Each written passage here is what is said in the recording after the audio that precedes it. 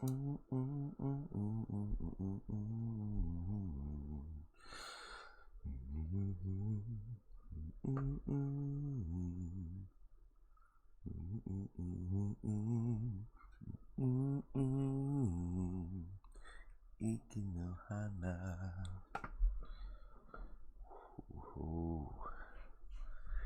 those good YouTube vibes again.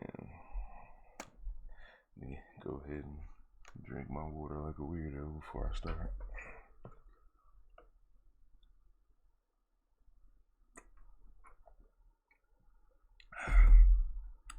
It has been a while, ladies, most importantly, ladies and gentlemen, all my homies in the streets. Listen to your boy. What you mean, finally, Florian? You know I've been the most consistent YouTuber on the platform. Lies and misconceptions, but I've been, I got my PlayStation back, so I've been on that grind. Go check out me and Valent's stream. We played Neo yesterday for about fucking 6 hours. It was crazy. I did not know Valent would be such a fan of the series, but I am very glad he is. So, I still got the starting stream up, building tension and whatnot. I had to get back on today so I can, get some content out there. And I also wanted to let y'all know about a little, actually, I'll probably reveal that midway through stream. Let's just talk about why I decided to stream today. I saw on Twitter, the ever so reliable Twitter. Ooh, Florian got the PS4. I got Neo. Like I said, me and Valen was playing Neo. I was playing Warzone with Black Katakuri. Go subscribe to him if you have not. The new Warzone is lit as fuck. Everybody's in there. The Gulag was the Gulag has to be one of the greatest inventions Call of Duty came up with in the last, decade. To be real, the Gulag is fun as fuck. The fact that you can go against other players who died for you basically get a loser's bracket. You know what I'm saying? It's like you get murked by either by luck, you fell off a roof, didn't deploy your parachute, someone shoots you in the face. It's like, yo, that wasn't fair. Let me get another chance and let me prove to you with my skills, with the gunplay, that I deserve another chance. And I respect that. And that makes me Call of Duty just a little bit more. I've been trying to get Valen to play, but he's being ridiculous. Oh shit! All my niggas here. What is good, y'all? Bog Landless. Appreciate you coming back. I know I haven't been streaming in a while, so not really much reason for you to pop up. Appreciate you, Florian, of course, and the MVP of it all, the Miss Yalona San. Ooh. Warzone, Last of Us, Rocket League, Overwatch, Monster Hunter, World Ice, Born, and Apex. You have to spell out the whole DLC. It's just Monster Hunter, bro. Stop. Put your pinky down for a second. You're not better than us with your fucking your fucking Monster Hunter, bro. I tried to do Monster Hunter. I had the glaive, the insect glaive. And I was tap dancing on fools because you can fly through the air kind of with it. You can glide and do random shit. I like mobile weapons. Whenever I have a game, I like my weapon to help me be more mobile or have a mobile option. Like in Titanfall 2, having the grapple, you can cover a lot of ground with it. And then you got the little jetpack thing. So, and Titanfall 2 definitely did jetpacks way better than Call of Duty. But Last of Us, I actually have The Last of Us remastered. So I might play that on the channel. I should play with her. I know for a fact you're trying to say Witcher, and I might just play that because that's another one of my favorite games of all time. When I played the first time, I fell in love with the game. The story was great. The minute level up perks you got, the further you progress, they start to combinate if you added them up right. Like if you stretch yourself thin and added a whole bunch of different shit, you wouldn't you wouldn't get much. But if you buckle down on one area, you can be that nigga in that area. So I kind of like that. At first I didn't like it because I was like, yo, I'm not really getting anything for leveling up. It's kind of wild. Show. Okay, yeah, man, you know I'm out here. You know what I'm saying? You know, I know about that Dale Witcher, and I love the Witcher TV show too. But let me finally get off. Actually, no, I actually went here for a reason. So let me. Yeah. One of my things I actually like doing now is going to Twitter while on stream, because that's just my thing now. I don't do it that often. I don't do it that much, but it's fun. It's a dangerous game because there's like it's like a 75% chance that someone's gonna post something lewd, but you know, you gotta take that chance. But yeah, the warm up was good, and now we're back. We are here. The face must be revealed, so you guys can feel what I'm saying. But yeah, Witcher's amazing. Last of Us, I haven't completed The Last of Us. I have not beaten The Last of Us. So that's another thing I gotta do. Probably gonna do that on stream. I'm probably gonna start about 2. Because if I can find my old Witcher, like I'll start off with Last of Us, then I'll go to Witcher, and then probably another, I want to say Dark Souls, but Neo's actually give me enough trouble. What about Doom? Ooh, Doom is crazy. Doom is crazy. Doom is one of those games where it's aesthetically pleasing. It looks like it's gonna be like a little like low rate RPG shooter. Well, not RPG shooter, but just like a depthless shooter. But it ends up getting real intricate, and you could die real fast if you don't pay attention. You gotta have some skills to get through that game, and I respect it. Not one of my favorite games, but it's definitely like I can't find anything wrong with it. It's just one of those games where you play, and then you just like I just don't feel like playing no more. It's weird. It's weird. Yeah. R.I.P. to R.I.P. to Doom. Doom Eternal came out not too long ago, so maybe it's back and get me to play a little more. Maybe. Uncharted. Ooh, Uncharted's a good one. Uncharted's a good one. Bog coming through with the hits. You know what's funny? Uncharted 4 is free on PlayStation 4 right now. That's probably why you brought it up. But if you have PlayStation Plus, definitely go cop Uncharted 4 for free and play that shit. The other game they have free is like some kind of dirt racing game.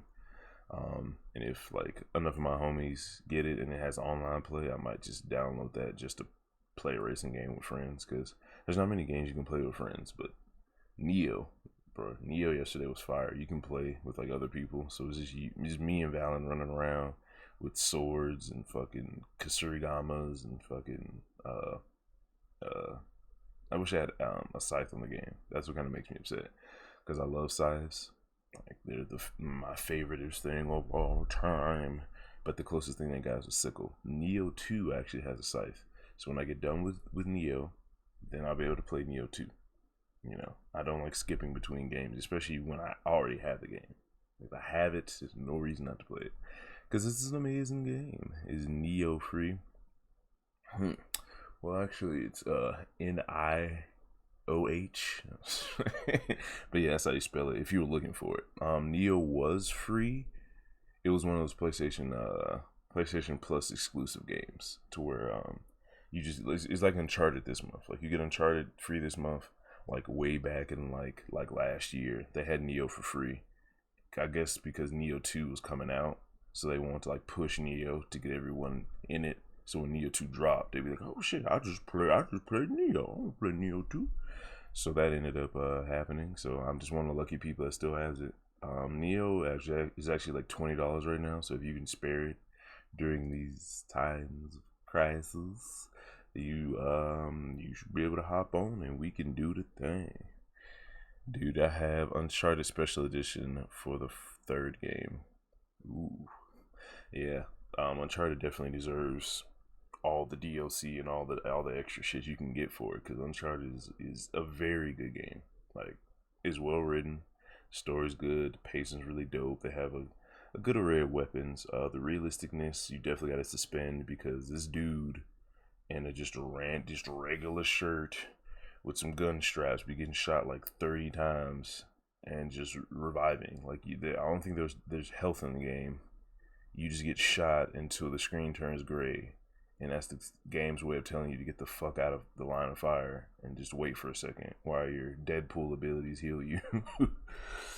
It's crazy, but I mean, he's found enough like hidden treasure and shit to get cursed by something. So he has the bond curse of from Seven Deadly Sins. So he just can't die.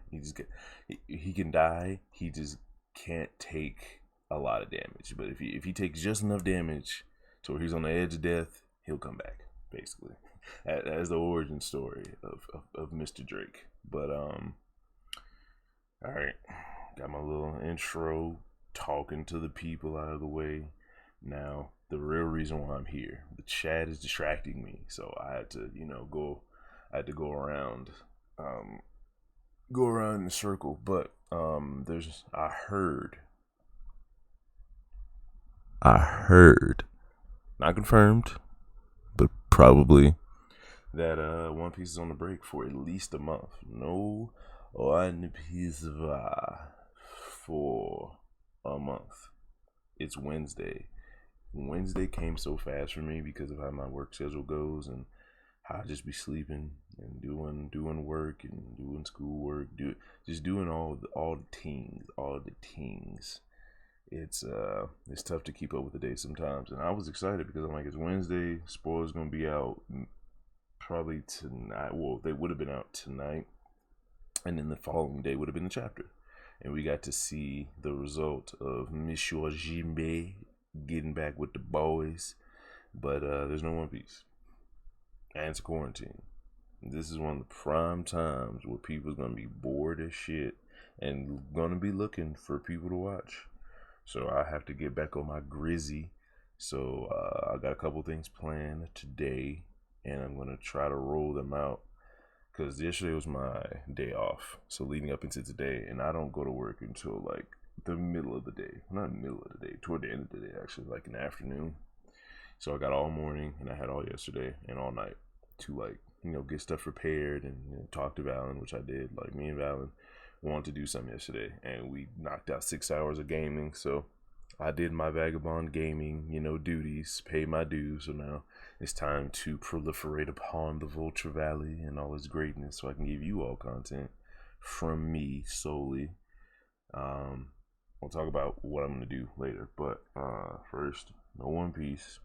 So I wonder if it's just One Piece that's affected, or it's like all of Shonen Jump is like, we not gonna take that chance today, and we just gonna say fuck it. I don't know.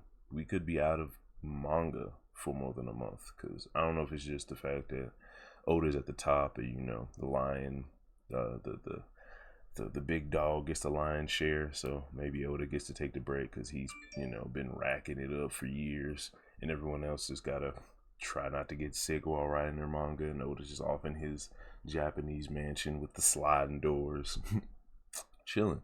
And it's like, but I always thought he was 3 chapters ahead anyway, so I don't understand why he would need to take a break unless they already used up those 3 chapters, and he he stopped 3 chapters ago, and this is the third, like the last week with Jinbei was the 3rd chapter that they had stockpiled, and he's just like, I don't feel like drawing anymore. So they're like, all right, man. I mean, it's Oda.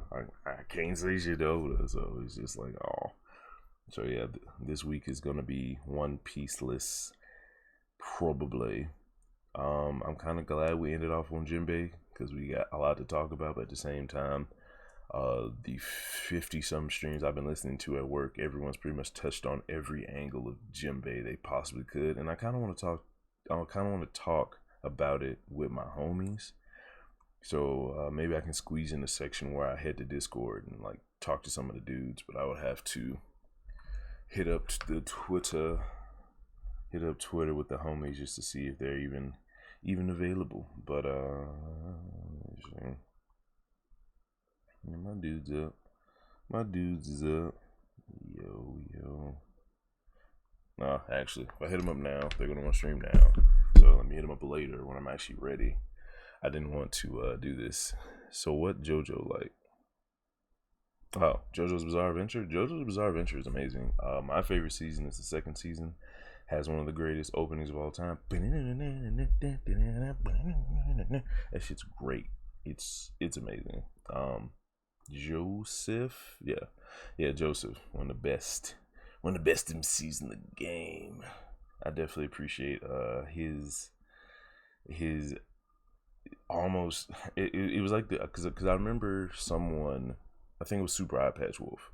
He was reviewing why you should watch JoJo's, and he said in an interview that the creator of JoJo's, when he made Jonathan, the first MC of the first season of JoJo's, after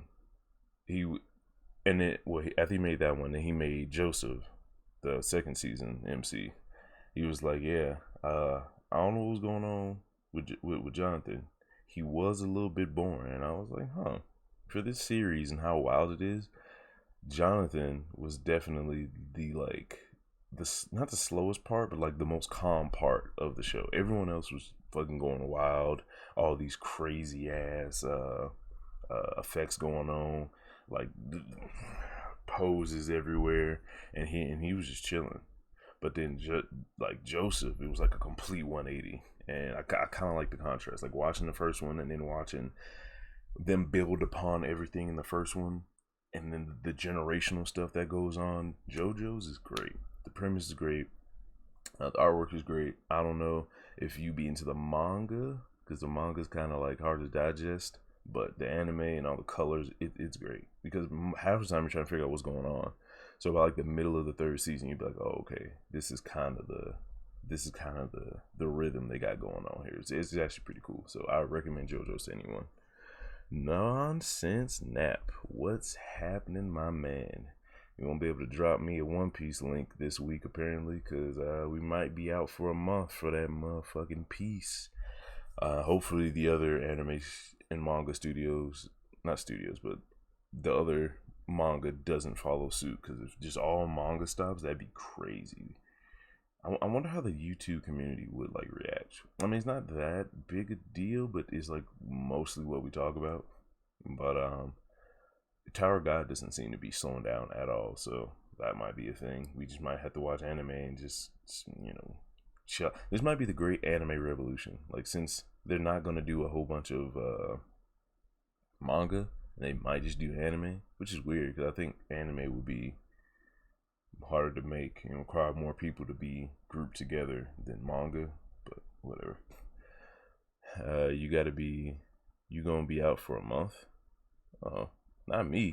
I'm not gonna be out for a month. One Piece is gonna be out for a month. Allegedly. I saw it on Twitter. I don't know how true it is.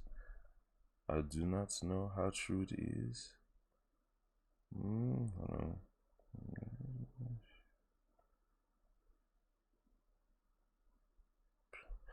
It's all bad. Huh? I'm not gonna be there for a while. Sorry, works for texting me. Oh, well, fucking phone got me off track. Just more streaming. Yeah, it's gonna be a lot more streaming. Well, not for me in particular, because the way things are right now, work is gonna be a lot more attention, so I'm gonna be at work a lot more probably. Like, I was lucky as fuck to get the day off I had yesterday, so I'm just trying to, whenever I stream, it's gonna be in the middle of the night. Everyone's gonna be sleeping shit, but it's gonna be there if you want to go back and watch my foolishness. But that's pretty much how that's gonna be. This is gonna, well, I mean, I guess I could stream during this time, just wake up earlier. So that's tough though. I like my sleep, and then people be wanting to get on fucking Call of Duty all the time. But I will make a concerted effort to do this for y'all. Yeah, anime and manga is not stopping for a month. I'm just seeing that's where it's going, because One Piece stopped because they're the top dogs right now. like some of the top anime may be like, we ain't gotta do this. It's One Piece. You know what I'm saying? If anyone can stop and take a break because of what's going on, it's One Piece. But if things get worse, then the next, big dog up might do it, like Kimetsu no Yaiba or Kingdom or fucking stuff like that. Florin, that's true, but it's only so much. Gotta get these tourneys cracking. Facts. That's why I'm like, I'm kind of like, damn. I bought the what the fuck is that thing called? PlayStation. I got my PlayStation instead of getting a Switch because everyone is on Smash right now. It's kind of crazy. Like everyone is on Smash. I'm just like, I didn't know it was gonna be like this. And I'm mad because I had a Switch before, but now I do not. So it's kind of kicking myself, but it's all good. All right, all that out of the way. Let me.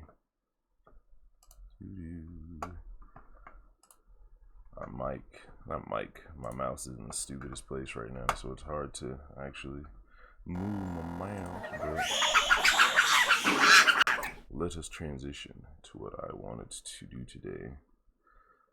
Why is this? The hell?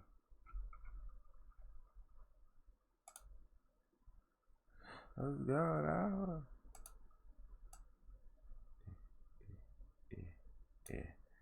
Bear with me, folks. Head up out here. It's fucking Kiki being ridiculous. You know I had to get up on that dare.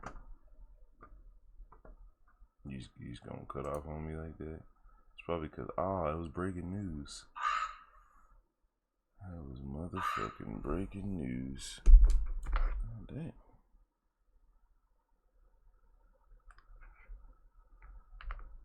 Let me turn my thing down. Getting hella text. Alright. The fuck is this?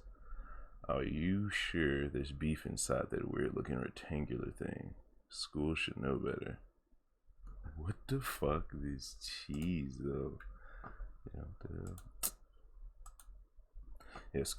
Fucking school lunches are school lunch was terrible. Oh, this is breaking news. Yeah. Bernie Sanders dropped out. What the fuck? I turned my volume down. What the fuck is this? I have to mute my phone. These are folks out here wild. If you did not know, and if you were a fan of Bernie Sanders, then you are not a happy camper right now, for he has forfeited his candidacy for that there presidency. He don't want smoke no more. And I don't know if we got an official statement for him as to why. Like, I just woke up this morning and saw Bernie was like, y'all don't deserve me. And he just dipped out. Kind of crazy because a lot of people was leaning on him to direct this country to a new era. I am not on Discord right now. I might hop in later after I do like the 2 or 3 things I want to do, but I just want to scroll through Twitter and just talk about random shit because it's fun. I want to see how well my luck is gonna hold up, and because there's like a 75% chance that someone, probably 2, is gonna post some lewd stuff, and I don't know how much I can show. Well, there's Amanda Bynes underage. Luckily it's cut off, so let's just scroll past. Look at the cat. Look at the cat. Like a little lion. I just made my day. Or Shaq. And of course the god. Sanji being Goaty. Bro, what is happening?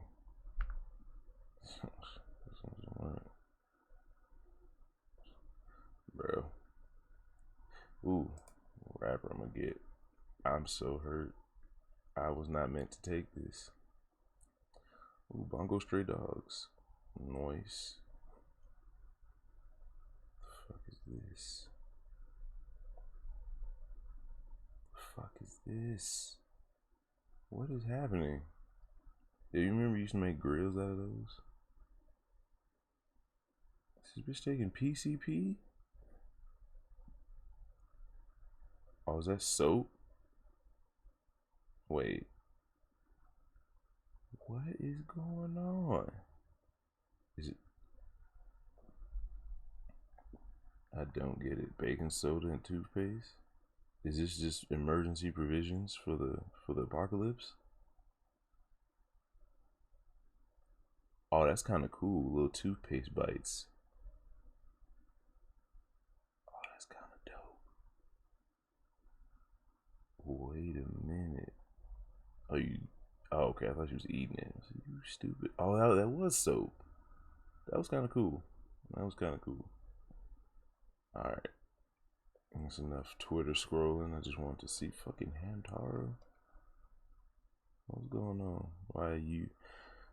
No one has hit more unforgettable clutch shots. Reggie Miller is mad clutch. Chris Broussard explains why you kids just don't know how good Reggie Miller was. Yo, was it Nap talking about Reggie Miller? I think he was talking shit about Reggie Miller. Nap, do you like Reggie Miller or nah? I needed Bernie to win, and now we got two-term Trump. Yo, so everyone is just in agreement that old boy ain't winning. Like, so Joe Biden is just so incompetent that there's just no way he's beating Trump. What if he beats Trump?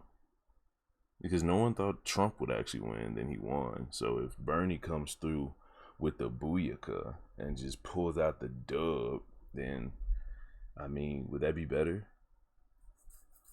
Because I feel like at this point it would be almost more unbelievable that Bernie won. Not Bernie, but what the fuck is his name? Joe Biden won over Trump and all his foolishness. Reggie cool. Apparently he hit some of the most clutchest shots in history.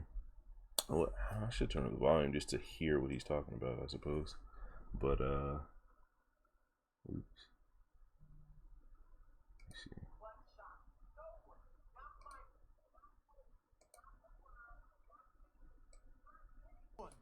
I'm telling you, your kids just don't know how good Reggie Miller was. Reggie. Biden not winning, fam. He was just there to take votes from Bernie like Bloomberg.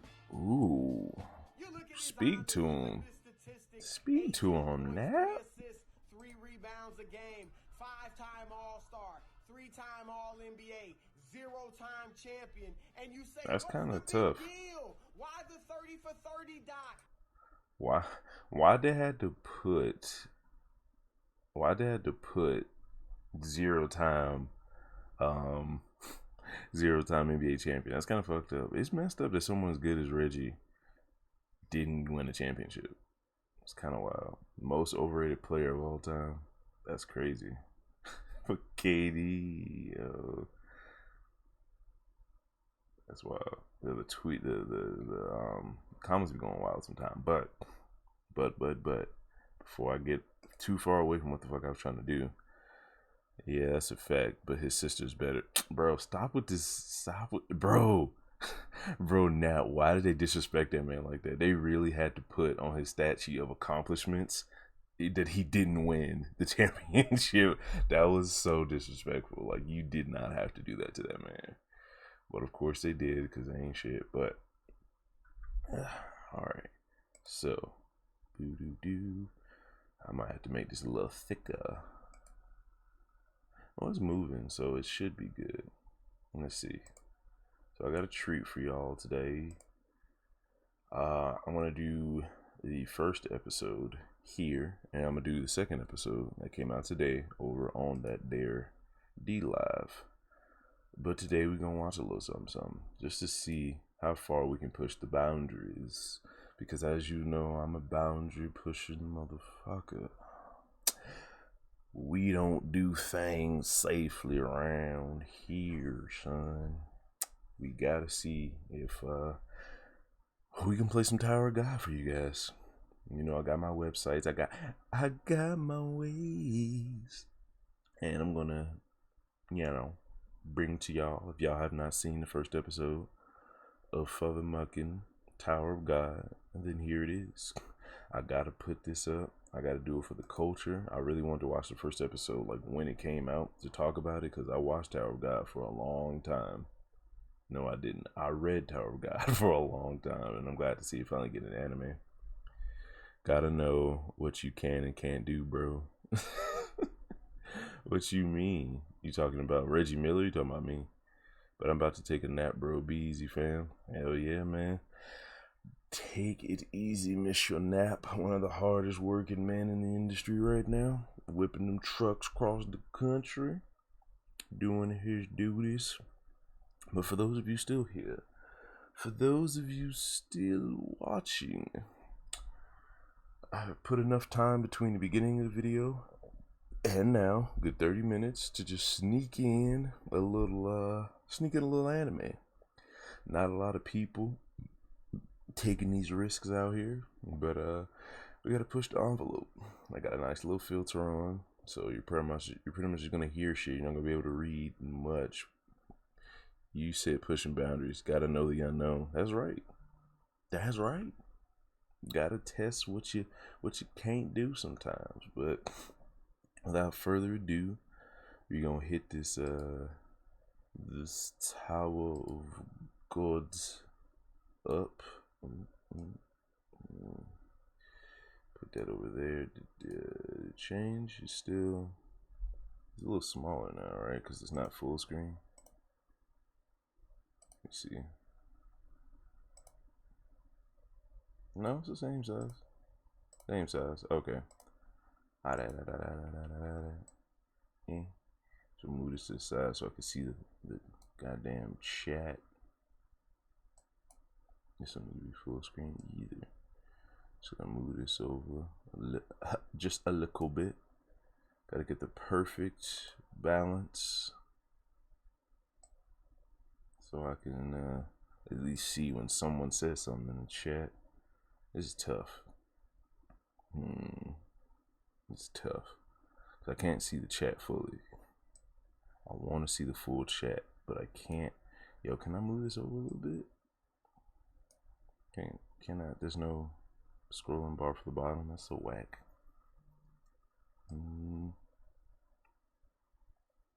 Bam.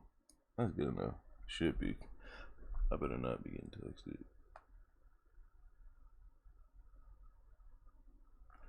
Yep. There we go. Okay.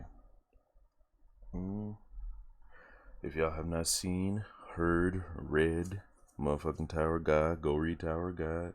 I definitely did not put. I forgot to put my D Live in the description. I'll do that afterwards. But Vagabond Vulture on D Live. If you want to see me or Valen, or me and Valen, react to anime, different movies, manga, anything that we can get tagged on YouTube for, we're probably gonna be doing over there. So without further ado, let's go ahead and watch this greatness.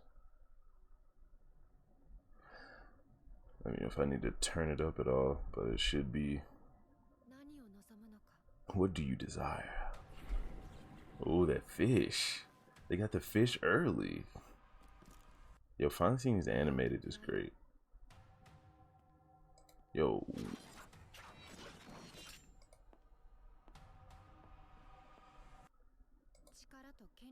Power and influence. Yo, the shoe game. Why she got all them Jordans though? Oh boy. I'm mad he got the same one. Yo, I kinda like this. I like the art and how they kinda like introducing everybody.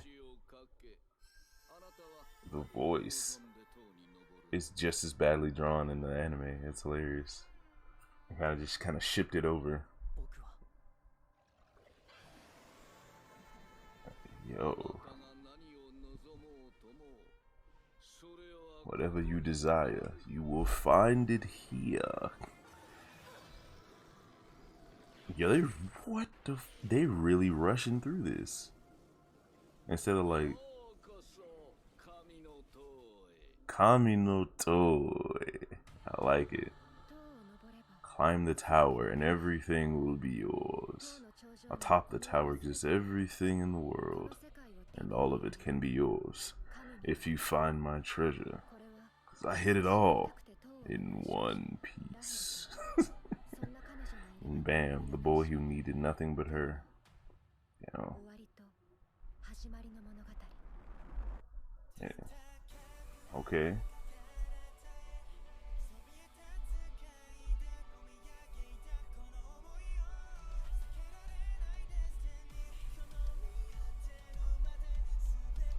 We out here.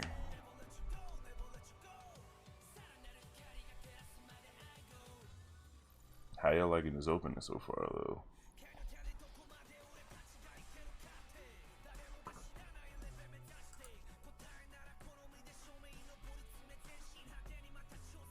This nigga spitting. I like it.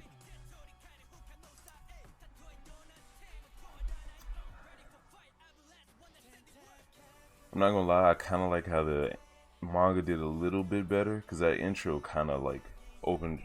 Oh, I feel like the slowness in which Tower of God opened your eyes to what was going on was kind of the draw for me because it started with him just being in a room trying to talk with Rachel, and then it slowly went to him getting in the tower, him not knowing what the fuck is going on, what kind of creatures is going to be in this world, and then he missed the bunny dude, and then it goes from there, and it just kind of snowballs from there. But that little, the intro always kind of ruins what's going to happen, but this one's actually kind of vague, and I like vague openings. That's just really cool shots of the main character. It doesn't need to explain who's going to be in it and all this shit. You know, let that be a surprise.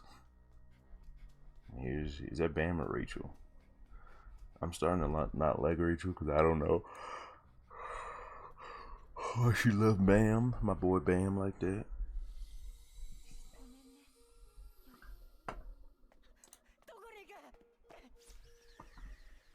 What's going on? It's like, nigga, you need to tell me what the fuck is happening. This scarf is mine. It would have been dope if he took that scarf. What up, girl? You need to tell me the truth now. What's going on in the streets? Yada.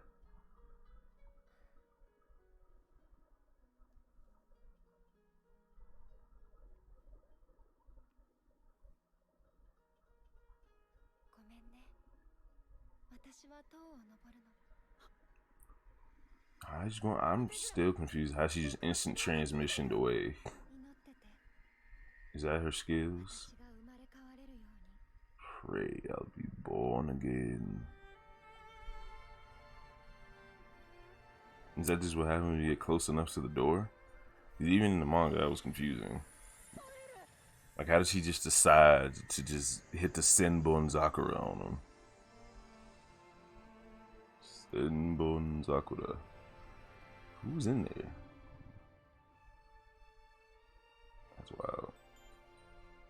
Why can't I disappear in the flowers, fam? You're not being fair.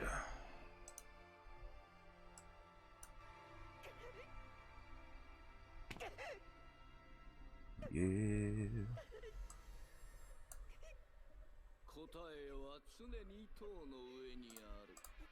Ooh. Oh. They just bring whoever they want. Wait a minute. The white steel eel and the ball. White steel eel is fire. That should be a band name. White steel eel. Minotaur? It's like a dog. All visitors are welcome here. Fuck. In the shadows. Head on.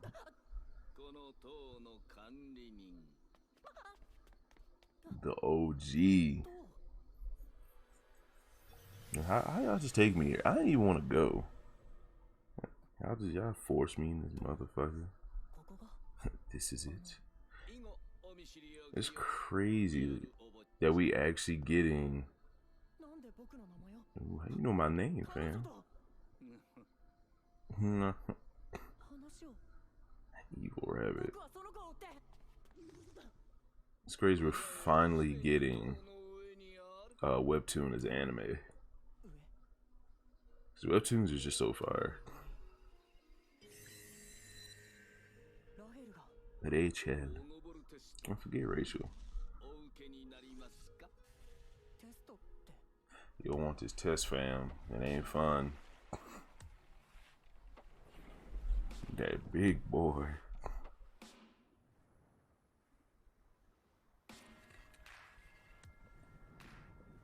Already gotta face monsters. Terrible.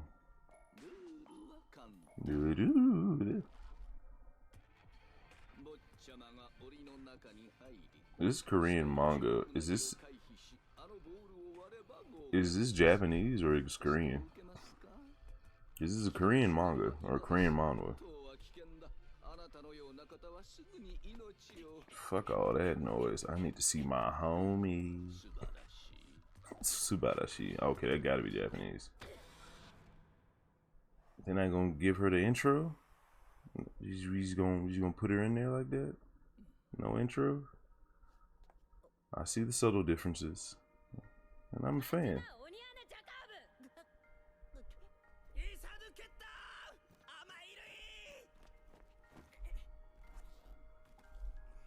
Bull.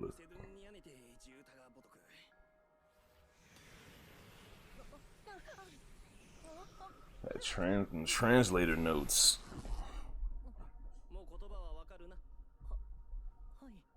Hoi.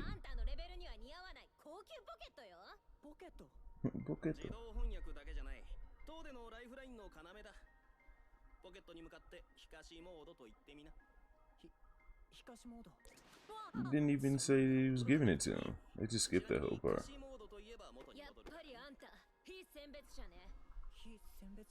あんたみたいに自分で扉を開けて入ってきたよそ者のこと。っていうか、非選別者のくせに弱そうね。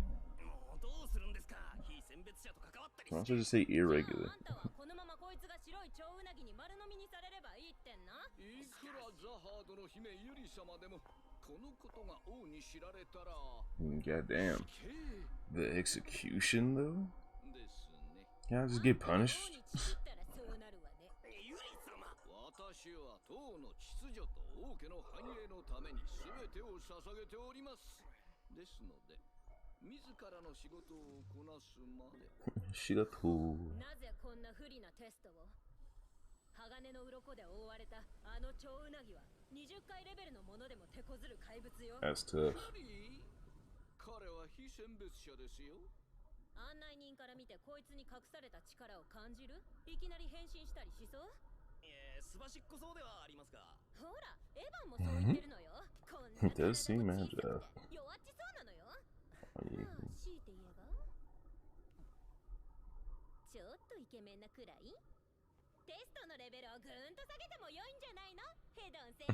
ヘドン。私はここの管理人、党にふさわしい人間か見極める必要がある。けど僕は大丈夫です。I got the juice, baby. I got the juice. I got the juice. You don't think I'm gonna make it, fam? We out here. Yuri-sama. Oh, the setup. Yeah, it's all cool, bro. Just give me your most powerful sword that you have.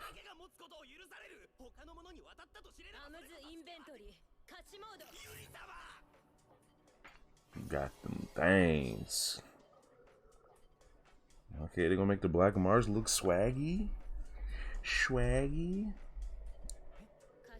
Look at the spirits.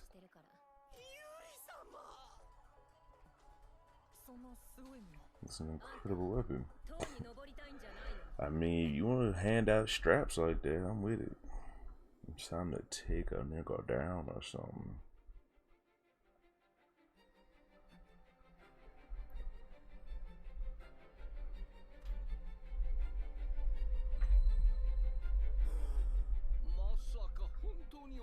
Let's go. 開示します。あんたはまず自分の命を守ることだけを考えなさい。はい。ユリ様、まさかあの少年に一目惚れ。うっさい。うるさい。では本気で非選別者が党を変えてくれるとでも？バカじゃないの？ They are hop skipping through this shit. 知ってるでしょ。それだけ。 Are they gonna get to like the match and shit, like the second level? Probably. So they want to wait to pass the test. Yeah, they don't even have the inner monologue and the thought of how he's gonna do it and shit. They could just stretch this episode out. For real. It was enough content. I don't know why they're blitzing through it. Yeah.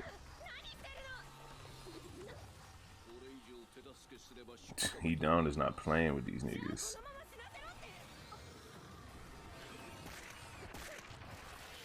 That boy. And he didn't even get the. It's just the path he chose.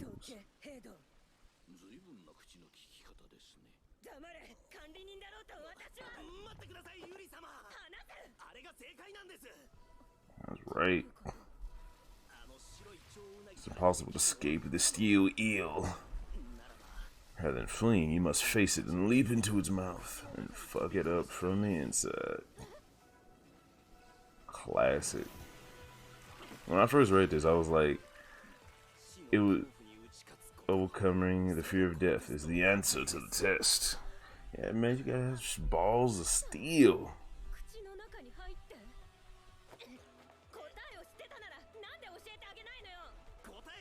Someone knows the answer. Usually they won't be able to do something so ridiculous. Yeah, like just get eaten by this giant thing. That's something greater than the fear of death. Yeah, he's out here.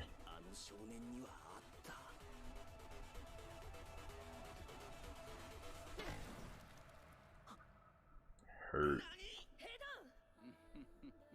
He done ain't shit.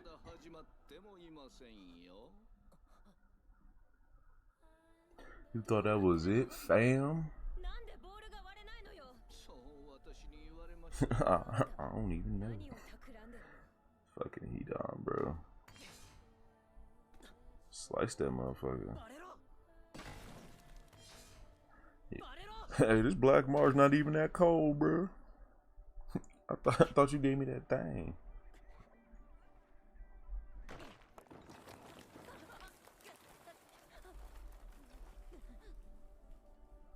The dedication.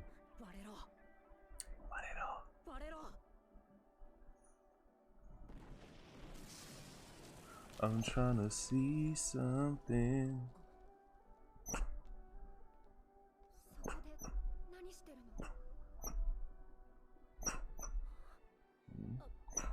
A little clear on the backstory.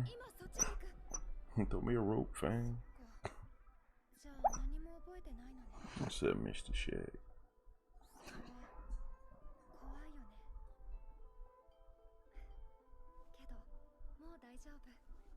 So she saved him from a dungeon life and gave him a haircut.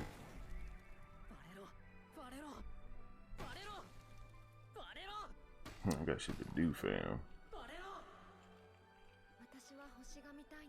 I want to see them stars, fam. There was light. So is there different levels?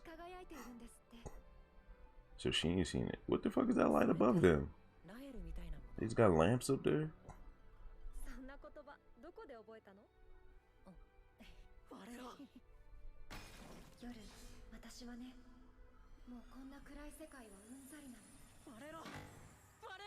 Is there like below the tower? I can't remember. Yeah, but this eel is just chilling.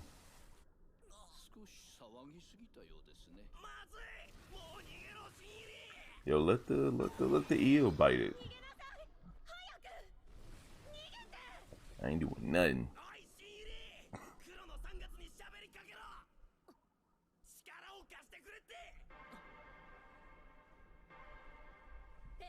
You got ass nicely.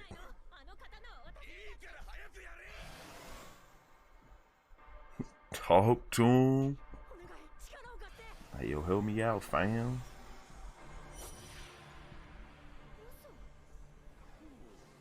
Ooh. There it is.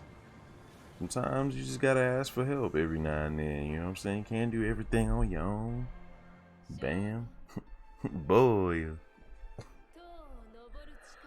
You wish for the strength to climb the tower. Nah, fam. I just gotta see my homie. I don't care about these niggas. He's getting me your strength so I can see Rachel again. That's all he care about. I was chilling.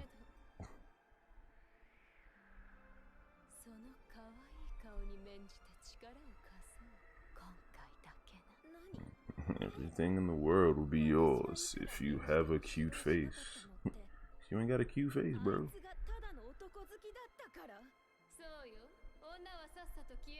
It's a fucking sword version of Sanji.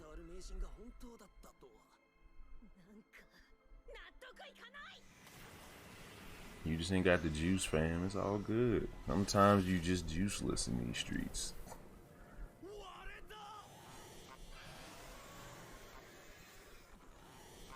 Oh, fuck this eel, bro. That eel is not having a good time. Wakarimasen to. Just teleported. Took my whole sword.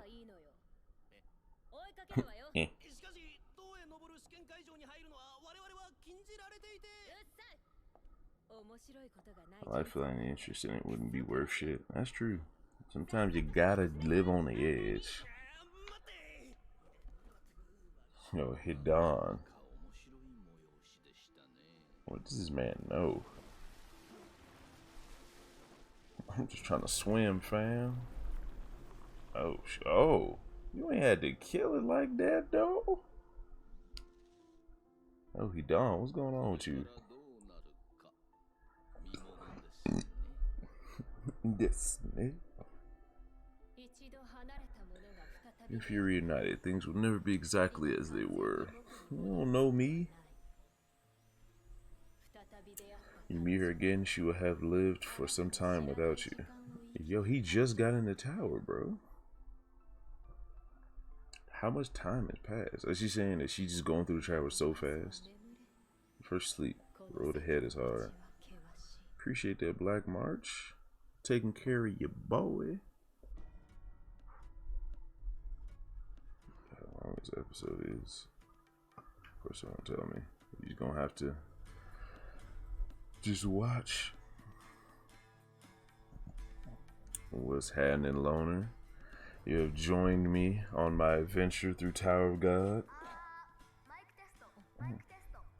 Mic test 1 2 1 2. Still up in the club with 2 guns drew.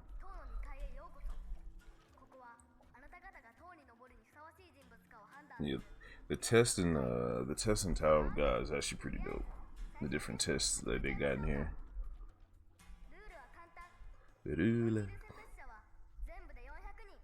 Oh, 100 people. Oh, bro, this dude. I remember this dude. See all the other people in the sleep, dude. Oh, this is gonna be fire. Your pocket too.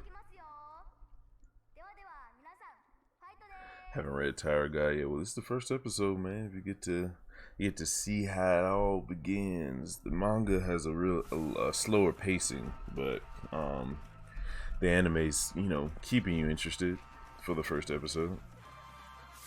I like it.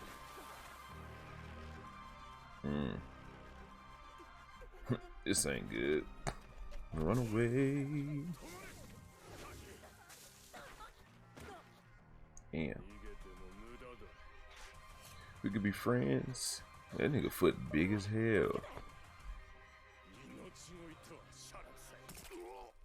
Stab. Ooh, ooh, ooh. One.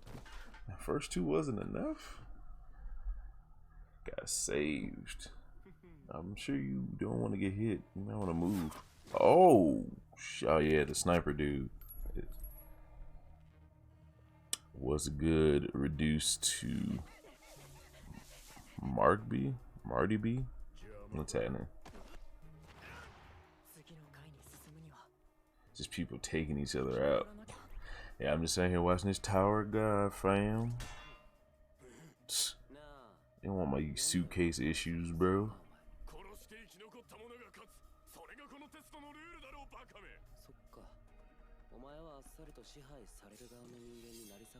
Pull out the kitchen knife on these boys. I have to give it a watch after I'm done watching Hunter x Hunter. Yeah, Hunter x Hunter is amazing. Hunter x Hunter is definitely like the best anime out there. This is the Hunter's position. Bro, he ain't. Boy. Should I toss you away too?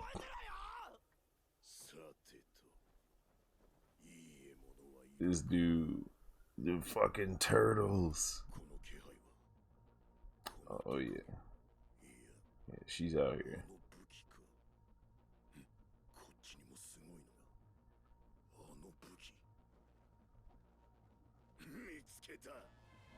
Why'd you go? Why? I'm still confused why he picked the weaker person. Cause that green chick is ridiculous.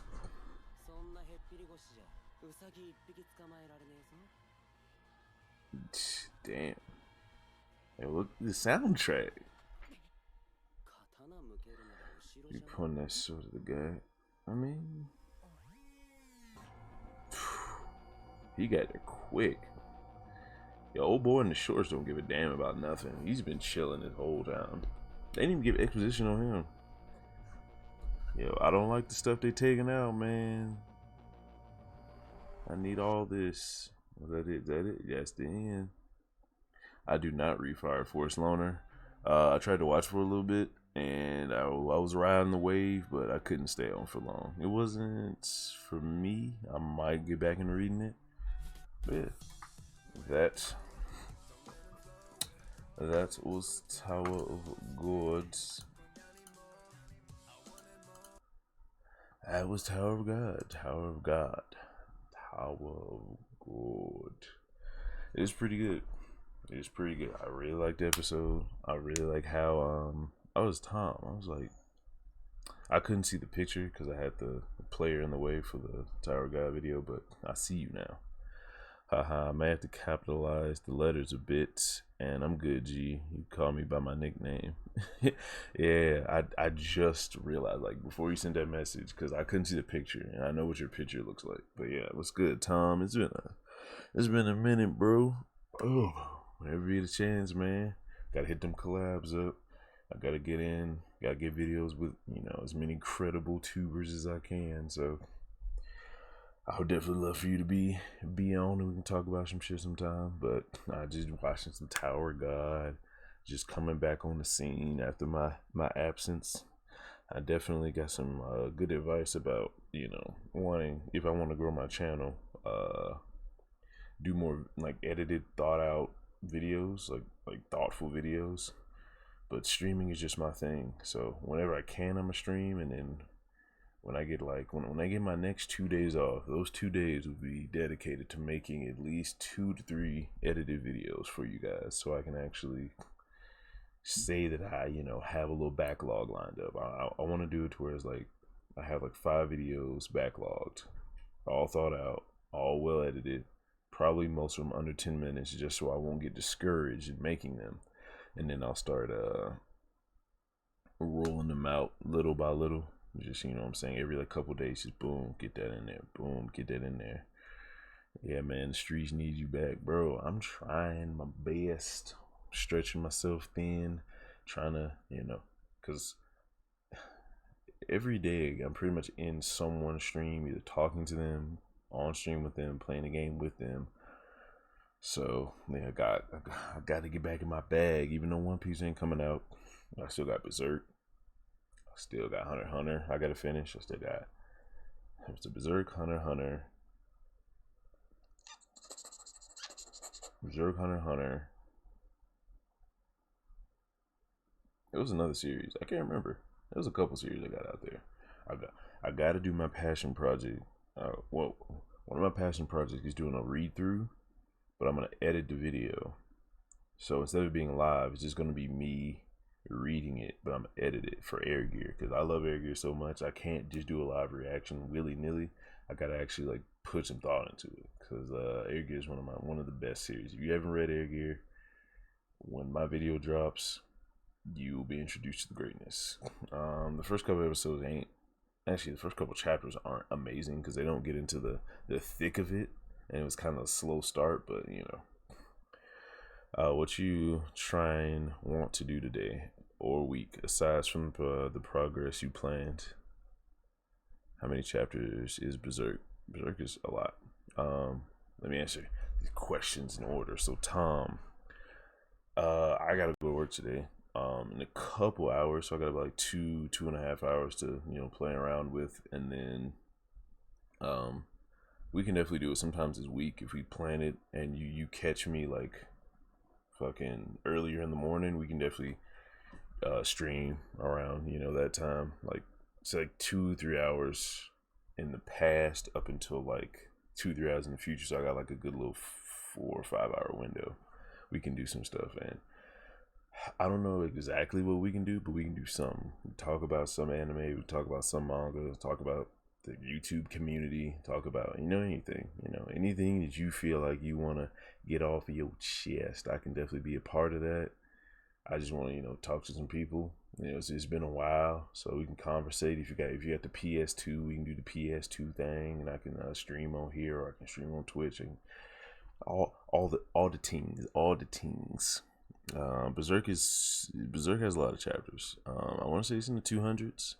Well, I guess it's not a lot relatively to other things, but it's a pretty lengthy manga, and that's including the prelude. Like there's like A through M, like they don't even go through letters. They just go A through like M, like the alphabet, and then they start at chapter 1. So there's like 20 some chapters before chapter 1. It's kind of dope.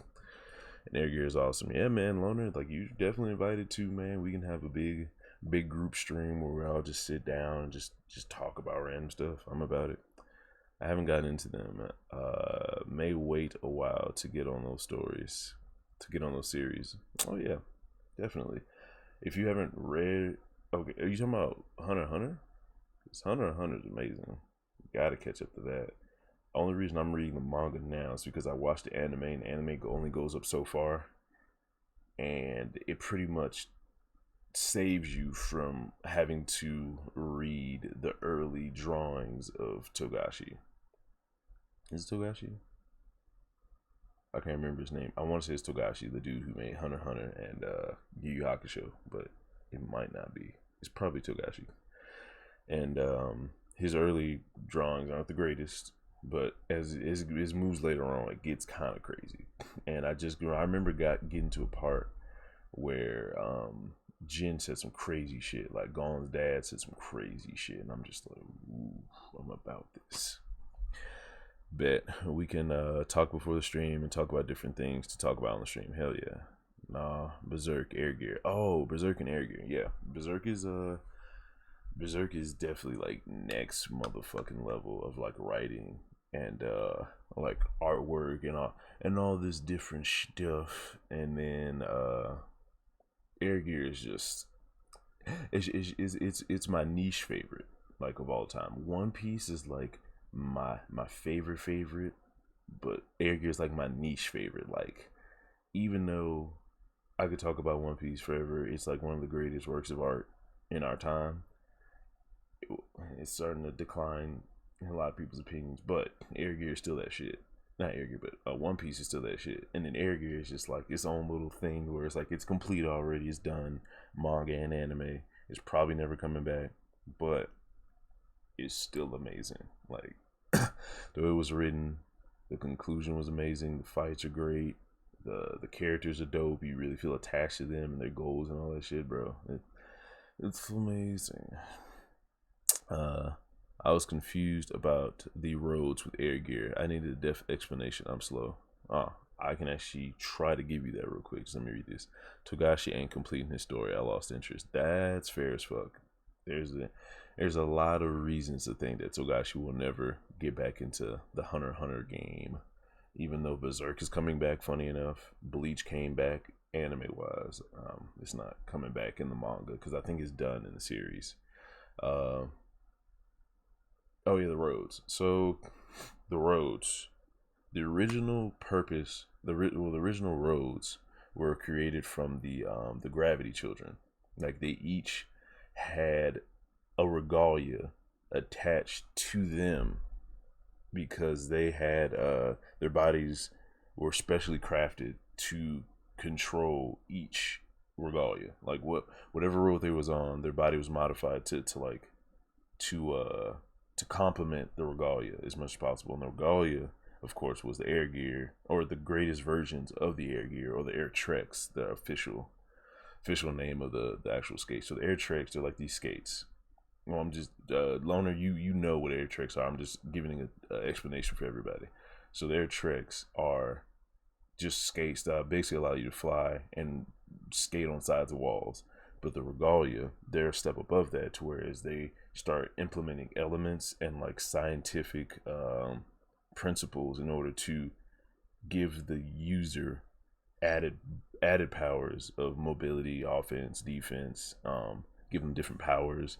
There was this one dude who he wasn't a gravity child, so he wasn't the original person to get the flame regalia, but his name was Aeon Clock, and he got the flame regalia, and he was able to control time by freaking stepping his foot on the ground like a billion times and doing a whole bunch of other shit with like heat and he was able to stop time for the person. Like he basically hit their nervous system in different points, giving you a cessation of fire. Because when you get hit on your what are those points called? Like they're not chakra points, but they're like pressure points.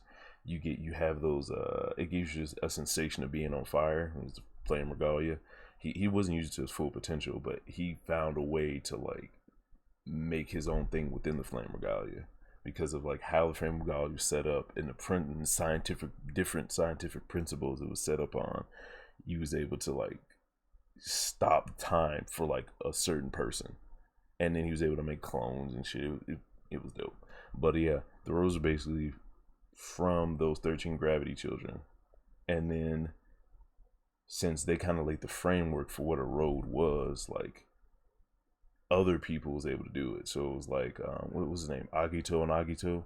He had the Fang road from the Fang regalia, which is a real regalia, but his road was made just like almost opposite to the Thorn road, because I think the Fang road, you made you practiced on other people and things like you. Oh no, I think that the original explanation for road was like the work you put in to get as good with your regalia or good with the skates and tricks just by practicing on stuff.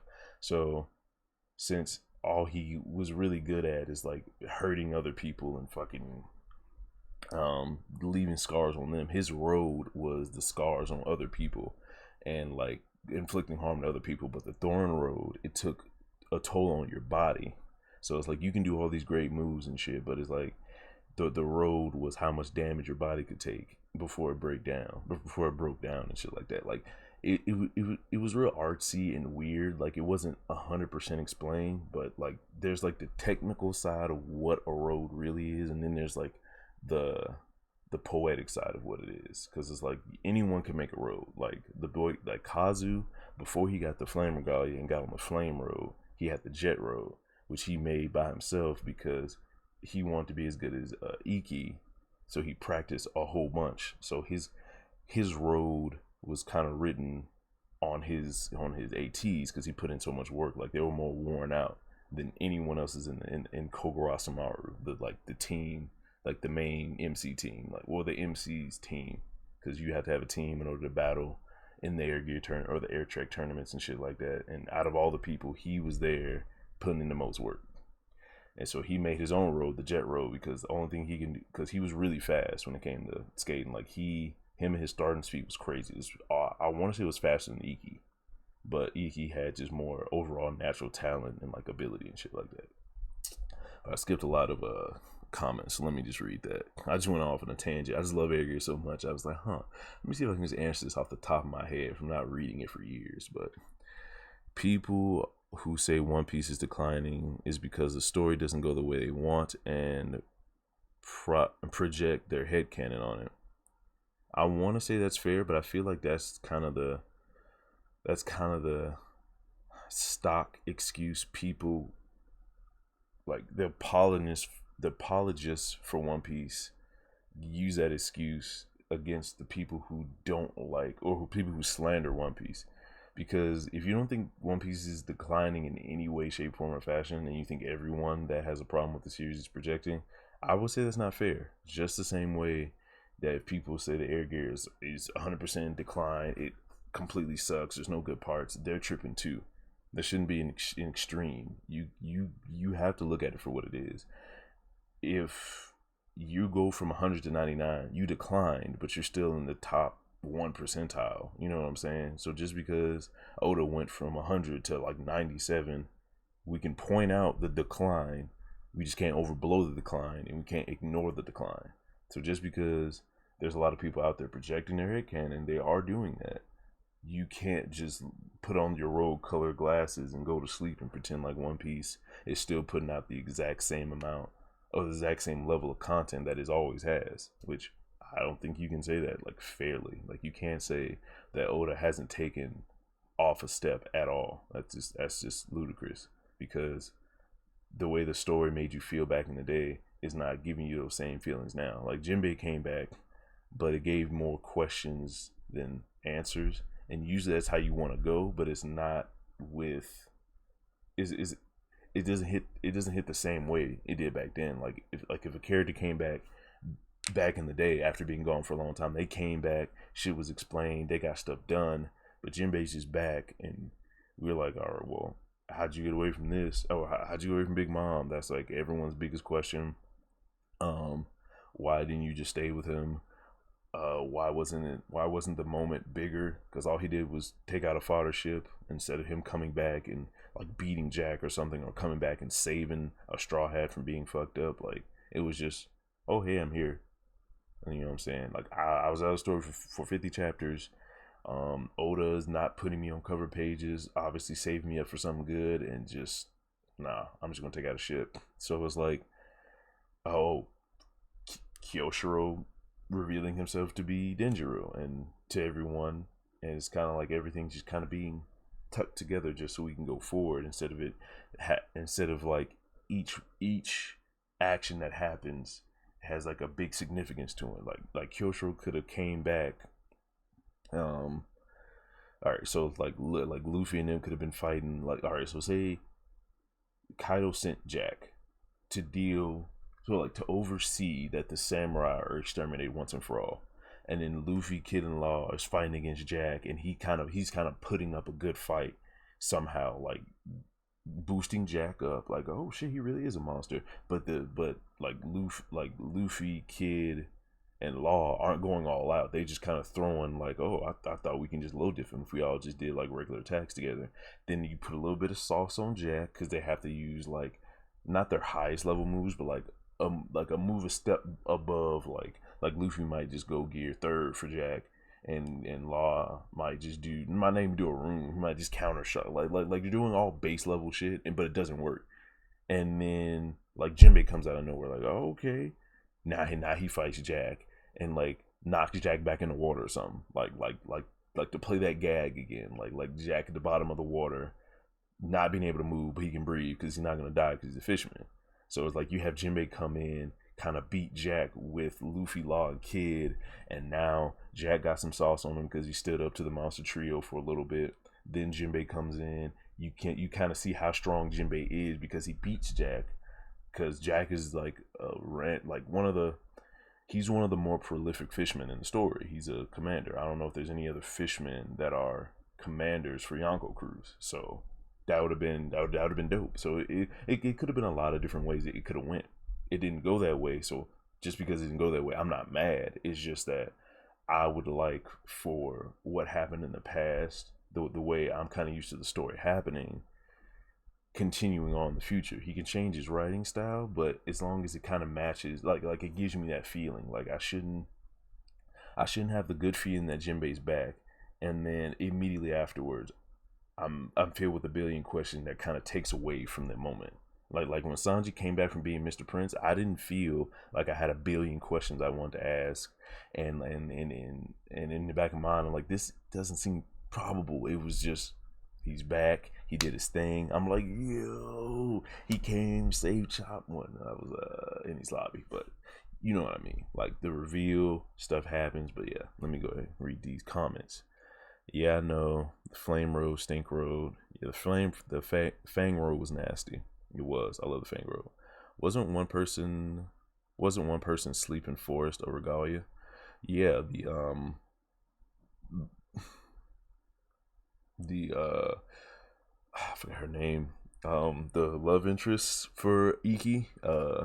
Her I think she had the Thorn Regalia, and she was crazy. She was the crazy apple in Sleeping Forest, and the leader of Sleeping Forest had the Thorn Regalia as well, and she passed it down to her because they weren't related, but they all was like adopted. No, I think that all the girls that Iki lived with was related, but he was adopted, so they were all sisters. And then the oldest sister, the one that wrestled, she had the Regalia first. Then she had that thing with Sora. Then she gave it to Crazy Apple. I can't remember her name, but like the redhead one. And yeah, she was legit with it. It was fire. Like Iki and her fought for like a little bit. I'm fine with that. Cool. I'm glad you see things my way, Davis. Jack wasn't Jack set up for Neku and Dogstorm? He was set up for Neku and Dogstorm. It was supposed to be their fight, but Jack is so durable and like his thing is kind of being knocked and like knocked out, left under the water, and like Oda likes his gags and to play with people's perception and how strong you think characters are. So I'm not saying Jimmy and them would have like defeated or killed Jack. He would never came back. It was just like Jack is kind of like the punching bag for people. So it's like you get to see how he fares against stronger people than Neku and Inu, and then when he goes against Neku and Inu, it's like, all right, well, he did survive against Luffy and them, and then Jinbei kind of beat him, but he's still alive and he came back. So Jinbei is just like a badass, but not Jinbei, but Jack is kind of badass. That's just how I felt.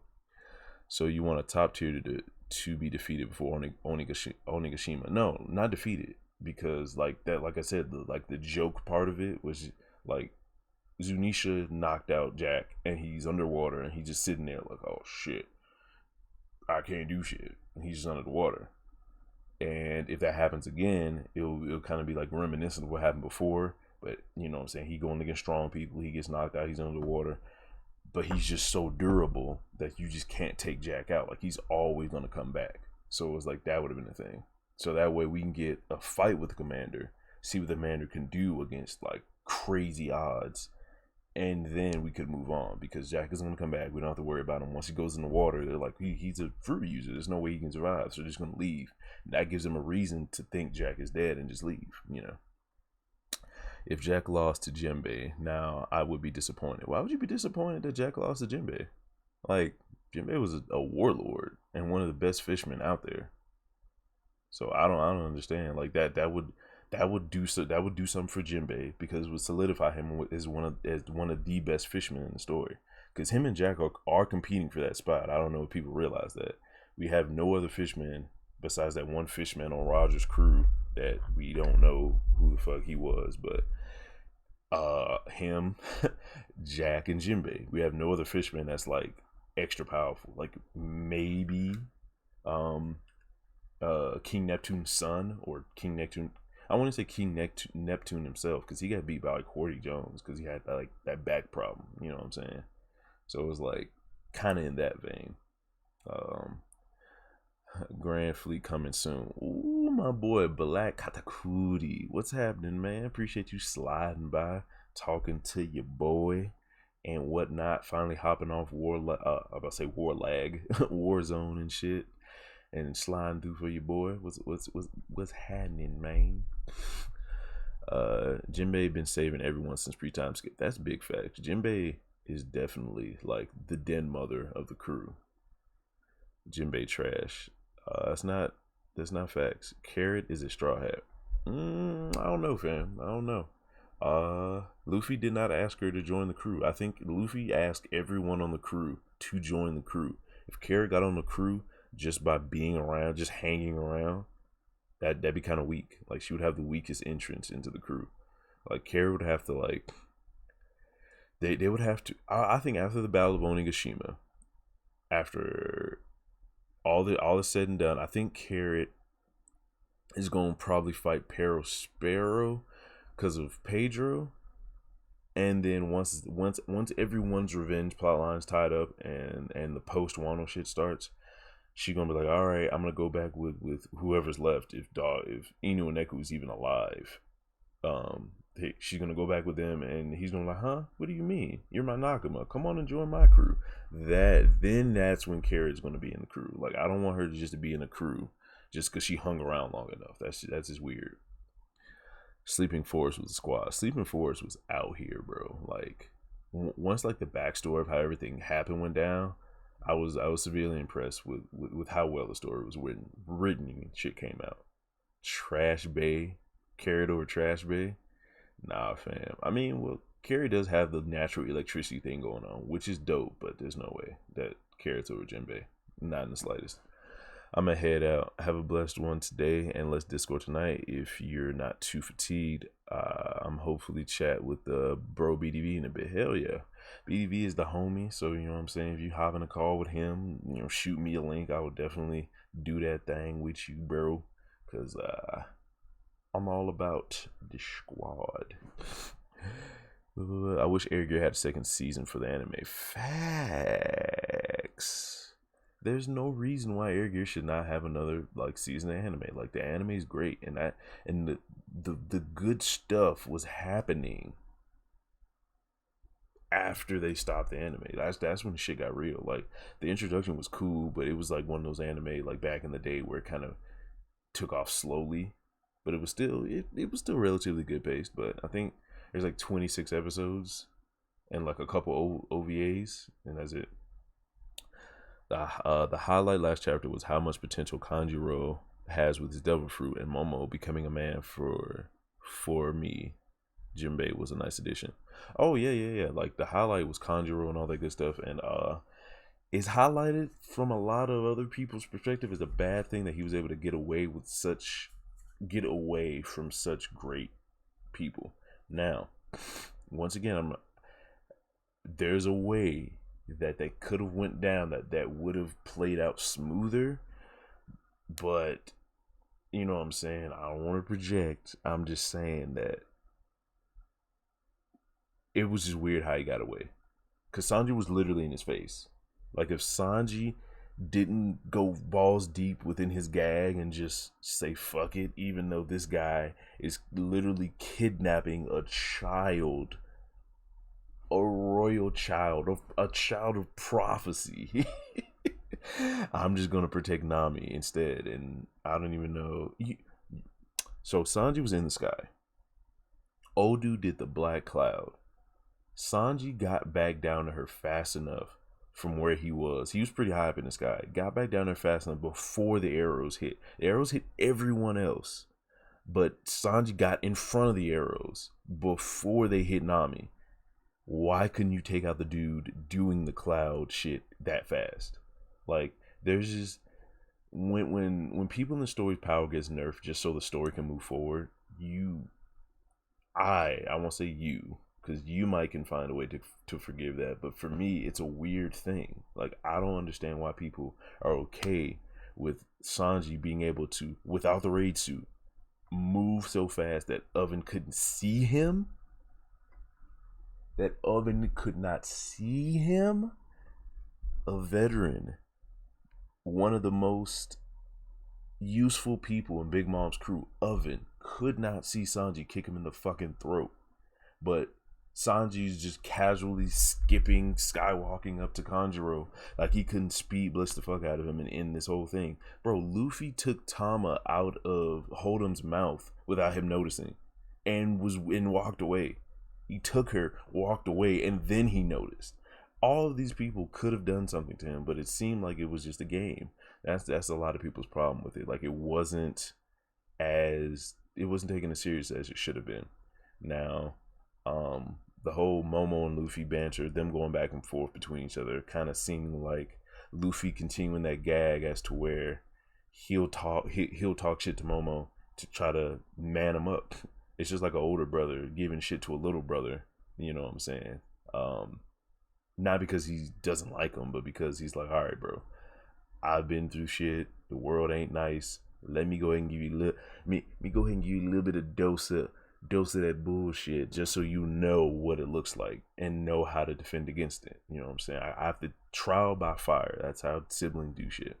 At least, brother and brother. So that's where I felt like that was coming from. But at the same time, it's like Momo did ask, hey, I'm gonna get out of this myself. But that was after Sanji failed hard. So if Momo did that while Sanji was chasing after him, like Sanji was chasing after him, and old boy was coming up with the thunderclouds, and in that moment, before the arrows hit and before Sanji left, Momo was like, don't come after me. I'm gonna get myself out of this. You just worry about beating Kaido. And then Sanji was like, I got you. And then went back to protect Nami from the arrows. And Luffy was like, yeah, you still a bitch, but you my nigga though. That would have made sense because Luffy would have been like, all right, I'll see you there. We'll worry about you later. And then that would have gave Sanji like an indirect order to stop chasing Kanjuro. All you had to do was just change like the panels around. Like not even change what happened. Kanjuro can still get away, even though it's inconceivable. Even though Usopp can probably hit a squirrel in the dick from 500 meters out, Usopp didn't fire a single shot at Kanjuro. But, you know what I'm saying, they think the flimsy excuse that, oh shit, no one knew about the betrayal until now. But actually, they talked about the betrayal when he first snatched Momo. So everyone should have knew at that moment. But anyway, I don't want to dwell on it too long. It was just, there's a lot of opinions out there on how the chapter could have went a little better. Chapter was still dope. Some shit happened. We're getting progression. We can't complain about the progression. Sometimes in One Piece we get stuck for a long time on dumb shit. But now we just fucking rolling in the deep in this motherfucker. So next, I know when Oda starting dropping those double panels when the war begins is gonna hit, but I saw we getting a 2-week break next coming week. Yo, when those war panels hit, a lot of things are going to be forgiven. And a lot of things are going to be hopefully explained. I want to be explained. I'm tired of a mystery giving me 4 more mysteries. I just want an explanation. Please. You know? But I heard it was going to be more than 2 weeks, man. I heard it was like maybe a month of no One Piece. Because I was excited. I woke up this morning and I was like, it's already Wednesday, bro.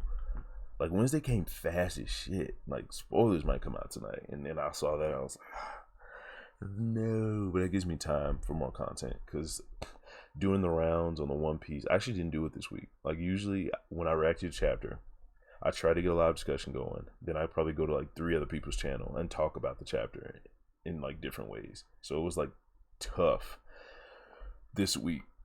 I only got to talk about it with myself, and then I got to hit Hunter up on Twitter because he sent me a message, and it was a really good long message. So I got to actually think about it before I respond. So shit like that. Let me see.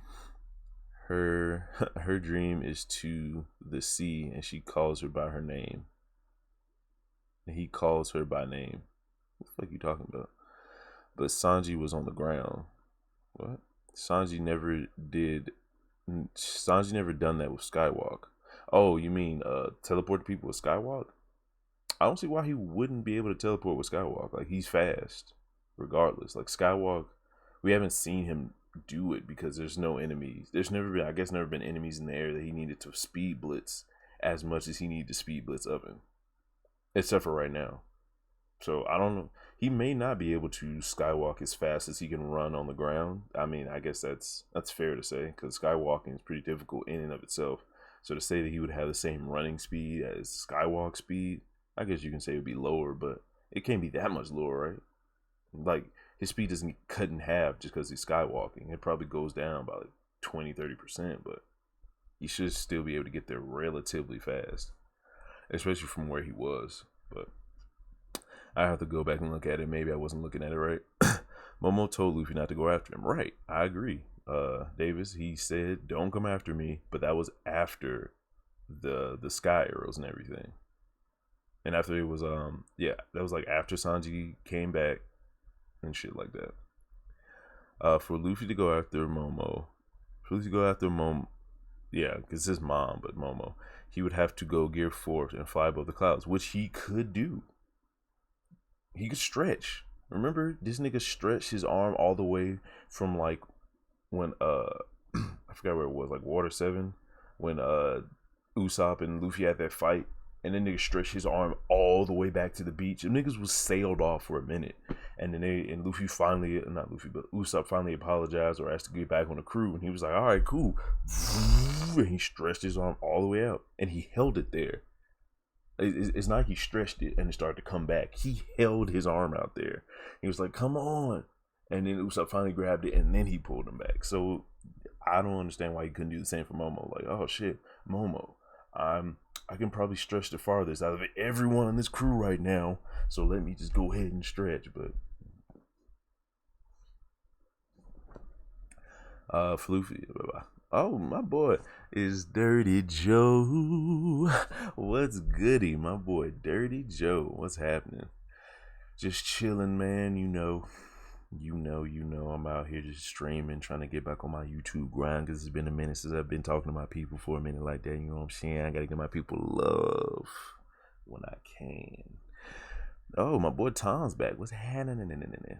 I don't mind sending it if he's up for it. But since the homie is out with the family, I'm not able to talk with him.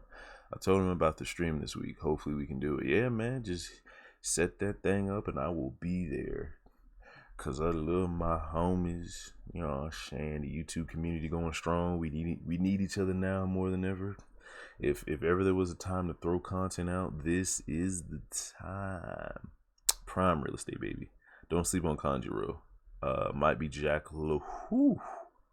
That's different. You think Kanjuro may be on Jack level? I mean, I can't be mad at you. It's not crazy, but that's commander level. Are any of the scabbers on commander level? Like third and higher? That's an interesting question. I never really thought about it like that. I always just assumed that they were just under. Like I feel like people who's on commander level just would have a different vibe throughout the story. I feel like they're all been portrayed to be around the same level. Of course, there's one or two of them that stick out, like Ashura Doji and Denjiro. Yeah, Denjiro and Ashura Doji obviously stick out the most to us, but at the same time, that was like the perception that was being played with.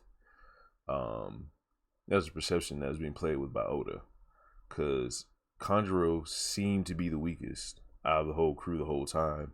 But Oda knew from the beginning that he was gonna, have these crazy ass abilities, and he's obviously been hiding his abilities this whole time. And like, motherfucking Javon Davis in the chat said he can create life, which is an OP ability. You can create a whole moving, thinking, talking person.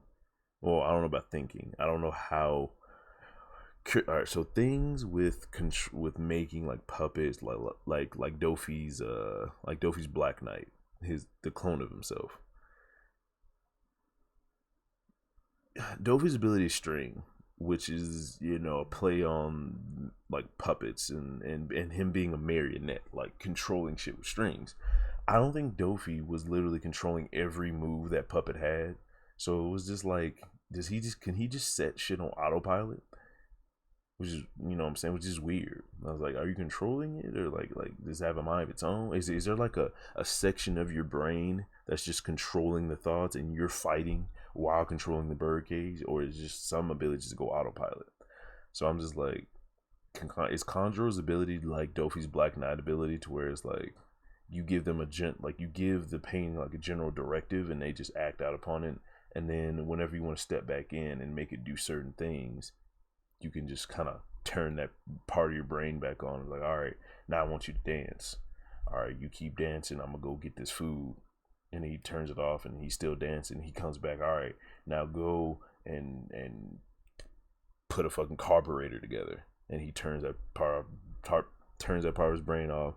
The thing goes and builds a carburetor. He comes back and okay. Would it be like that? Like I don't know the intricacies of people making entities outside of themselves with the devil fruit, and then those things acting on their own has always been weird to me. Like it's never really been explained. Like I always thought, like it takes a lot of brain power. I don't know if Oda's looking at it like this because it's technically magic. Those like if you're controlling something, you're doing it with your thoughts. So you have to have a certain part of your brain conscious about what your clone is doing. Then you have to fight someone and control mate. And if you have more than one, like how does that work? You know what I'm saying? Do you just all give them like a general directive in your mind and they just act on it until you give them another directive? Or you have to control each and every various movement they do, which would be like Cracker. He can control Biscuit Soldiers, but how is he doing it? Is he giving them an order? Or is he like in his mind, like left foot, raise right arm, swing down with sword? You know what I'm saying? Like that's always something I be thinking about. But might be Jack. Can create life. Only first commanders are special. That's an interesting statement. Only first commanders are special. I don't know. Cracker was kind of special. Dofi was a whole arc villain, and there's an argument to be made that Cracker is stronger than Dofi. So I don't know. And Dofi's special. Like Dofi, a lot of people when they first saw Dofi, and then we heard about commanders and commander level, a lot of people at first, before everything got fleshed out, was like Dofi could be first commander level. Like and then we learned, of course, how far that goes and like the gap what the gap should be between them. Because if Dofi was first commander level, there's no way Luffy could have beat him at the time that he did. But then again, Luffy did beat Crocodile pre-Gears. But then again, Crocodile beat this nigga twice beforehand. So it kind of balances out. But and then Luffy needed help to beat Dofi, but he didn't. But he did. It's a whole rabbit hole. First commander's not being, second and third commander's not being special. Let's go out on a limb. When it comes to like special, like they have a form of hockey that they master, or at least they have an offensive or defensive ability that allows them to be separated greatly from the other two commanders. Just like Katakuri had Future Sight. If he didn't have Future Sight, he would still be strong, but there wouldn't be that much of a gap between him and, I want to say Smoothie, but I think Smoothie sucks. Let's just put Cracker in the second commander slot. Whatever. I'm promoting Cracker to second commander, and Smoothie is like 2.5 right now. The gap between Cat and Cracker is big, but it would be shorter if he didn't have observation hockey on the level he did. So if King has OD Rio for some reason, you know what I mean? That would give him the reason to be further away from Jack and Queen. Because Queen is funny because the way Jack has been portrayed, besides when he actually steps to Queen and King, like when he steps to King and Queen, he gets sunned. Like they have him looking at the floor, they talking shit about him, but he's actually really strong. And what I've seen from Queen that bracket source from is not that much different than Jack. Like they may even have the same amount of durability. It's just Queen has weapons. Like he has more. Like he made stuff to make him better. But just take all that away, him and Jack aren't that different. But then King could have like the craziest Rio hockey ever. Like he could probably not to the level of the potency that Gold Roger and Whitebeard did when they clashed but didn't meet. Like their swords didn't meet because their hockey was just projected off so strong. King could have that technique. Nowhere near Gold Rogers, of course, but he could have it and then use it on people. You see what I'm saying? Like that would separate him from the other two because they're not proficient in, hockey. And hockey boosts you up a lot, especially when you become a master of like a certain part of it, or like you're really well rounded in all of it. It kind of pushes you past other people who just have devil fruit and is only proficient in one one form of hockey, not even master, just proficient. Like they're good enough to say they're users of it. You know what I mean? King Cat, Marco, Ben, Beckman, Shiryu. Yeah. Like they're the closest thing to being a vice captain. Some of them are vice captains. So it's like they're special because they usually have the strongest bond with the captain. So it would make sense that they would, be that person. I think Kanjuro has the skills to waste Sanji and Luffy. Waste Sanji and Luffy's time with the Devil Fruit. Okay, so you're saying even though he got away, he still would have got away regardless because his Devil Fruit allows him to buy time by creating all these obstacles for people so he can get away. I feel it. And the ink cloud thing was just like Oda could have went on with it. Like that could have been a full on like battle for Kanjuro to escape, like him throwing a different thing like a flock of seagulls or something to take out like the flying whoever would like take him to the sky to go after him and shit like that. That would have been cool, but I don't know if he should be strong enough to agitate Luffy like that. Like unless he got something to like capture him or like drag him into the water real quick or something like that. Like he would have to trick Luffy. I just don't see his Devil Fruit out muscling Luffy to distract him long enough to get away. So if he's tricky enough, I think that would work. That would have been cool. I just don't want Kanjuro to out muscle Luffy with his paintings, and then later on for some reason Luffy goes up against him again and just low dips him. Like what was the difference? I just don't want that to happen.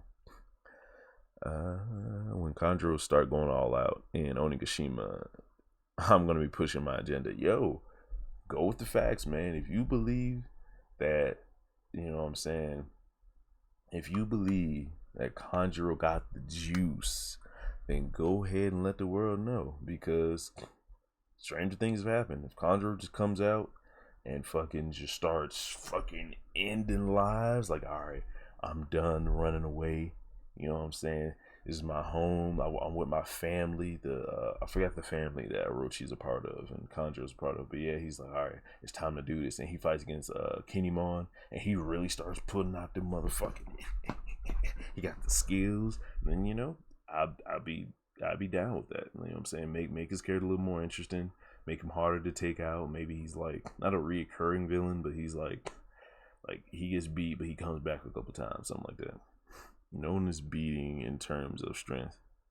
Oh yeah, like no one's beating Luffy in terms of strength like that. I was just saying, like I didn't want Kanjuro to like draw snakes like he did with Shinobu, and they tie up Luffy and he falls in the water, and Luffy doesn't break out of the snakes for some reason. Like they're just indestructible snakes. Like I didn't want shit like that to happen. I want him to be like make an illusion, like he like in the air while he's holding Momo, draw like 4 different versions of himself riding on the crane with Momo, so he can like confuse him. Like at that point, it's the shell game. She was like, which one's the real Kanjuro?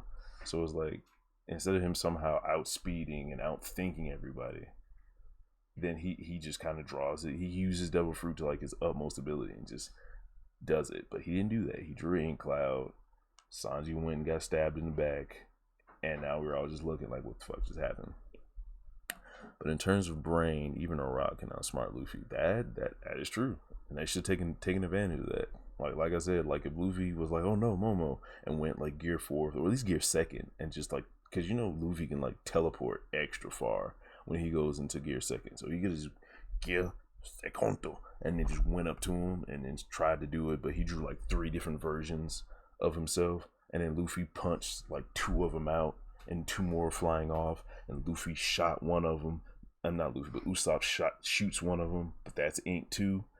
And then like they're like, no, he's getting away. And then Law rooms the last one back, and that turns out to be a painting. And it's like, well, where's the real one? And the real one's just kind of floating away on a boat. Like he put everyone's perspective or like everyone's view on the sky, and they all thought he was flying away, but he really just sailed away on a little boat. That would have been cool. Like he just outsmarted everyone. And that's how he was able to survive the whole time with the other scabbards, not knowing he was a traitor, because he thinks so far ahead and he's so intricate with it. Just like, because that's kind of how Orochi's been portrayed up until now. Like, he's a really smart guy. We don't know if he can fight or not, but he will plan. He looks goofy. He does goofy shit, but he will plan shit out to the T and make sure that he gets away with his plan. That would have been like the best way to go about it, in my opinion.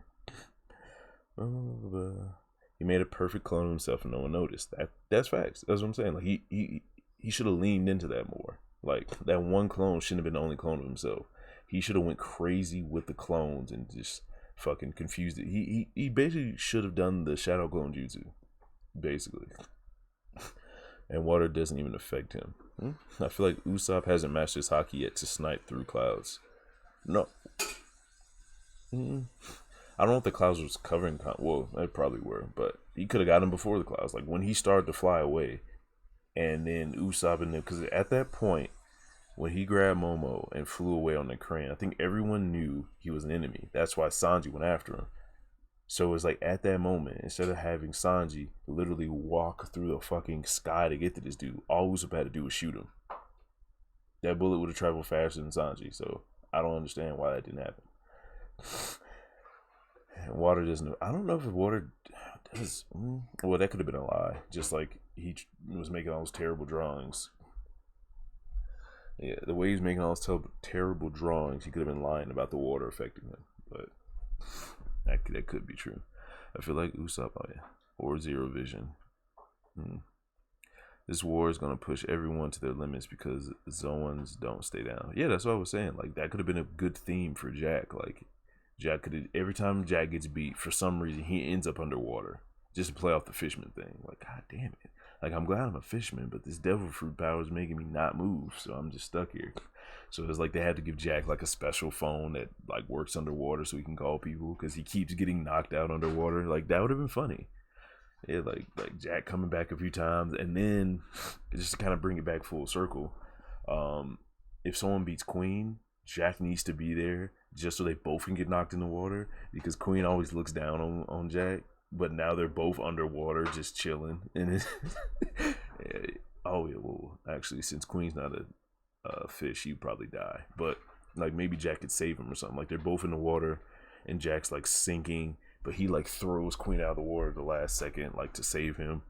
And like, Queen's still talking shit about him, but he's like a tsundere for Jack now, because he's like, oh shit, he kind of saved my life, so I had to be a little nice to him, but still, fuck that guy. Something like that. No, Vulture, don't don't do Jack like that. Yo, that would be funny. Like, Jack is already not a meme, but he's not even taken seriously in his own crew. He's one of the 3 strongest people below Kaido in the crew, and King and Queen treat him like he's not a fucking animal. Like, he didn't fight not Zunisha. Well, he did fight Zunisha. He fought Zunisha, the former fleet admiral, an admiral, a legend in Suru, tried to save Dofi, fought Inu and Neku. Like, yo, he has a good rap sheet. So it's like giving him a few gags, or at least giving him a gag, you know what I'm saying, to kind of make him not more relevant in the story. But I would like to see Jack more. Like, you only see him a little bit, and he was introduced as the right hand of Kaido, so I want to see if that goes somewhere. Because it's like, if every time Kaido needs something done, he calls Jack, it's like, what does King and Queen do? Like in the war, we saw King and Queen doing shit, but so far, every time he needs something done, Jack is just like, Jack, do shit, do it. I don't know if it's just because Jack is just a do boy. Like, he doesn't do well with other stuff, so all he does well with is just going out and fucking people up. But for intricate plans, he needs those two. The way it's set up, though, it seems like Kaido wants to make a war, so he just needs people who does specific shit. So it's like, King lights shit on fire, and he's a special race. Queen makes bullets and poisonous weapons and different, like, you know what I'm saying, weapons of war. So it's like, does Kaido view them by their power level, or by how useful they can be to him with their various secondary traits? Like, Queen is basically poison. King is fire, and then Jack is like just brute strength and durability. So it's like Kaido might view Jack as stronger than King and Queen. It's just that King and Queen offer more to his cause than Jack, because he doesn't like do anything else. Like fucking King could be a master swordsman, like a master swordsmith, and he might just be making dope ass swords for people high up in his crew, something like that. And then, you know, of course, the fire and shit. And then Queen does plague bullets and different mechanical upgrades and shit. Like he has a metal arm. Like maybe he can give my metal prosthetics to like some of the gifters and like put like cannons or something on their arm. Like there's a lot they can do with that shit. Oda was just giving the tip of the Wano weapons. Oda was just giving the tip of the Wano weapons. Oh, you talk about that cannon shit, like the one on the ship last chapter that shot extra far away. Yeah.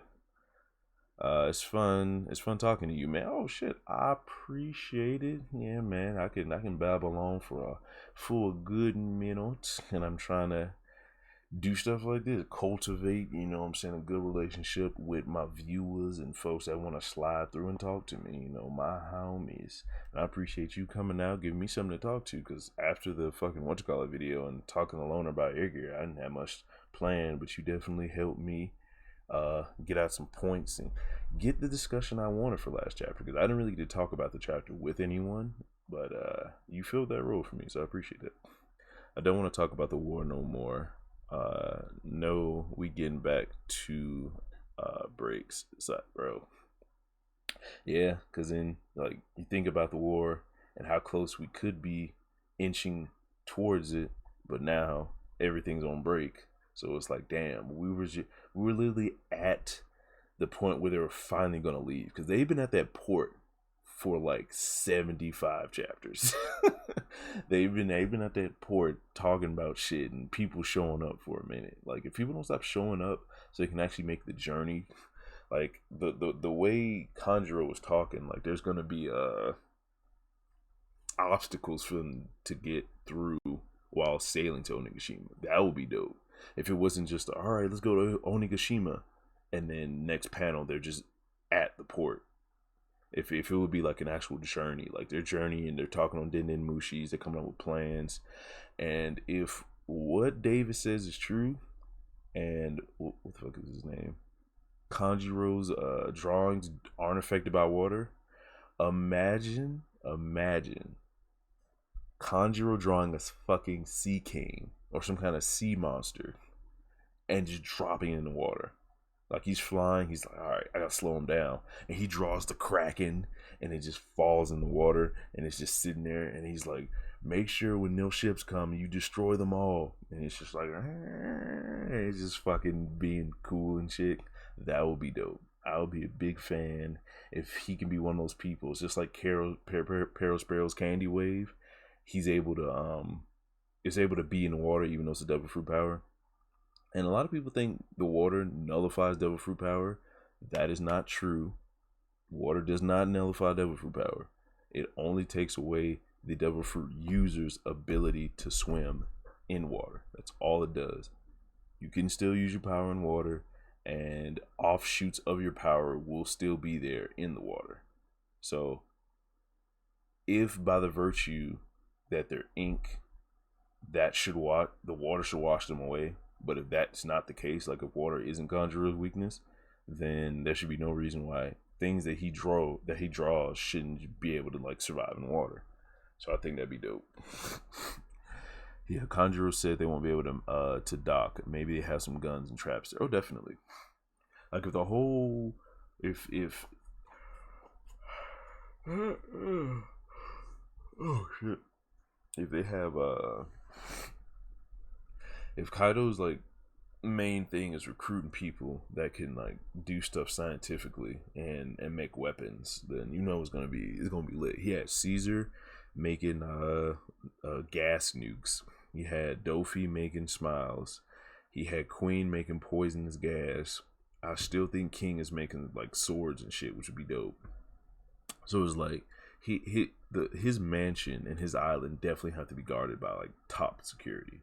So if just one of those ships had those long range cannons, there's probably like a fleet of those just chilling in front of his thing, ready to take anyone out in the water like within 100 knots or whatever the fuck. That would be dope. And I wonder if there's like sea mines, like actual like giant mines on chains at the bottom of the sea. That'd be dope. That would be dope. And they're like controlled by some kind of animal, so it's just like swimming around with this giant bomb on his back. And whenever he lets people in, he just tells them to like move aside, and the mines move.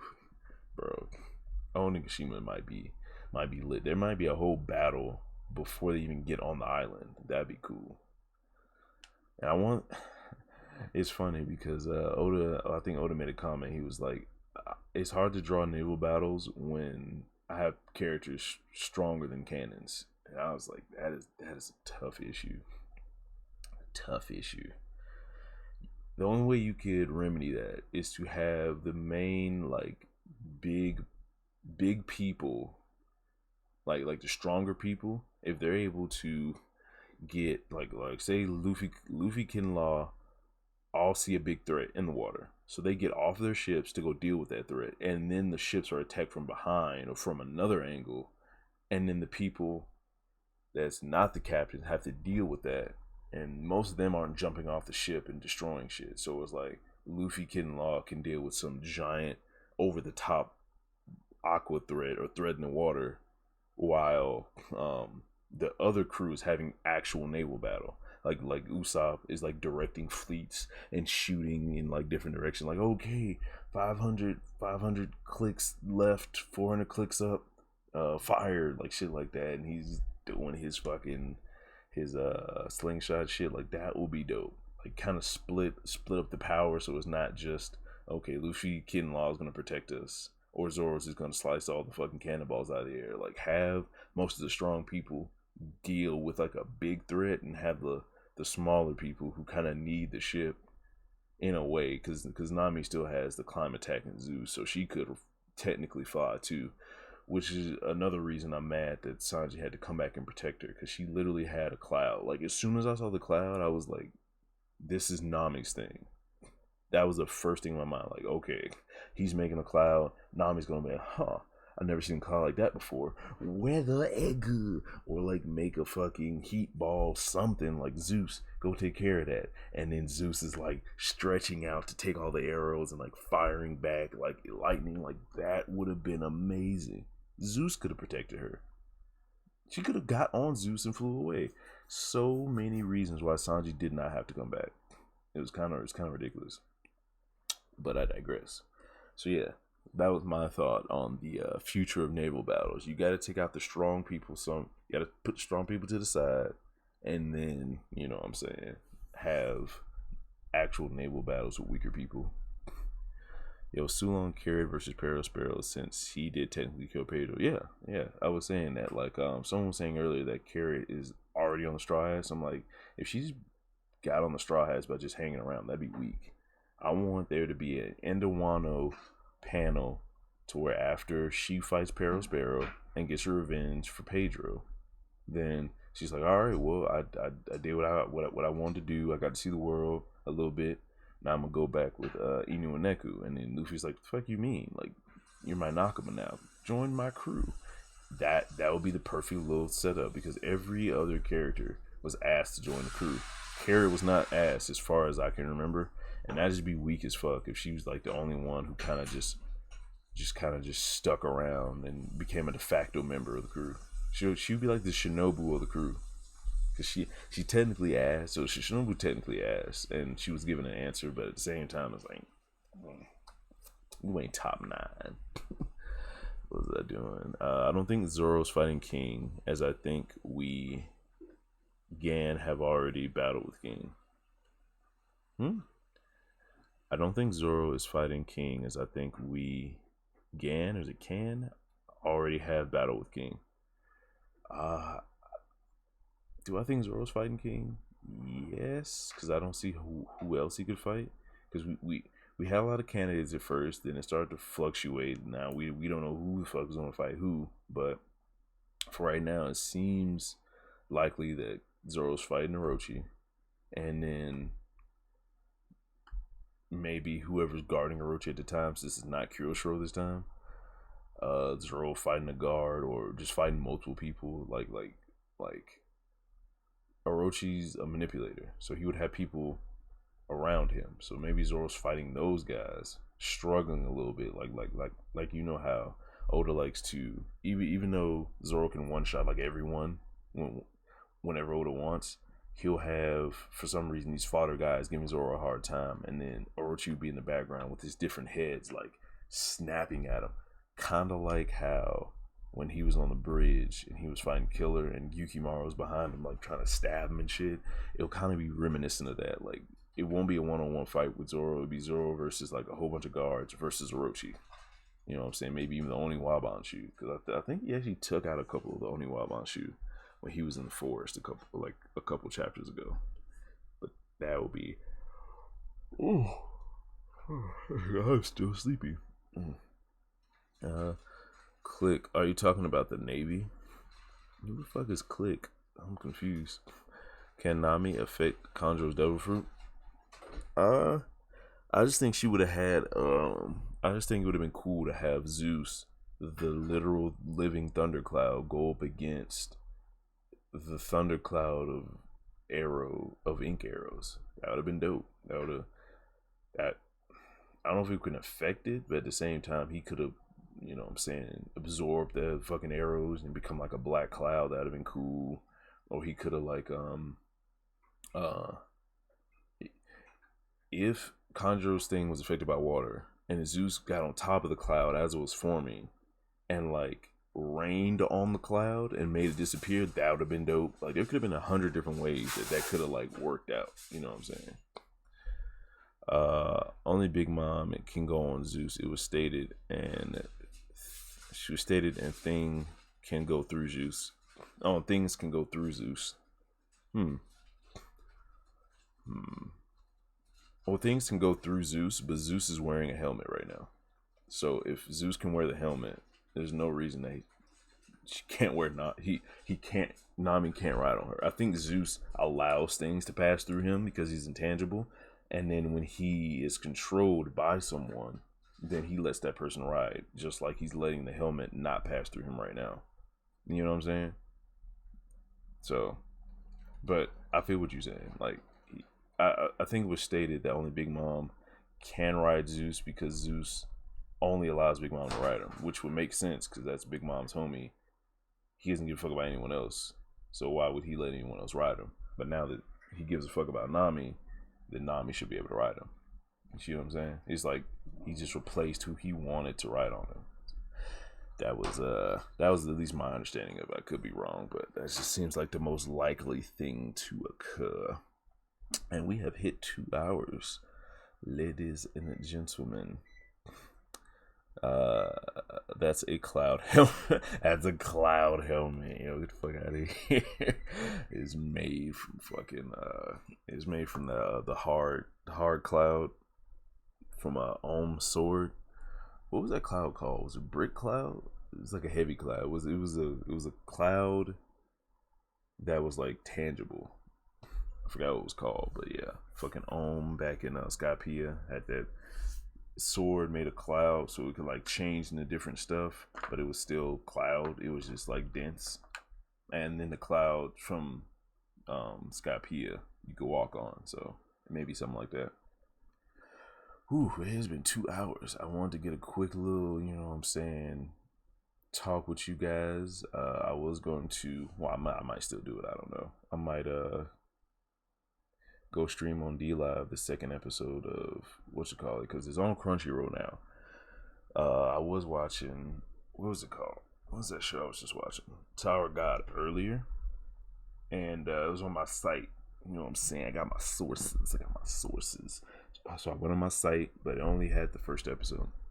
Second episode came out today, so I might go over in D Live and watch that just to get some content up and just to see if I'm able to save the video for more than 3 days. Like, I don't know if you have to have just either a certain number of subscribers or put up a certain number of videos, but I hate going to D Live and it not freaking and not showing the past videos that I did. It's kind of whack. Let me put this in the chat actually. As me and Valens D Live, I just threw it up in the chat. If y'all wanna, you know what I'm saying, do your boy a favor, go over there, follow me, or follow us rather, so we can continue to grow on different platforms, because it's tough out here. You know what I'm saying? YouTube got all these different limitations and restrictions, and there's some sites out there like D Live, like Twitch, where it's like they kind of just let you do whatever. I think that's how it should be.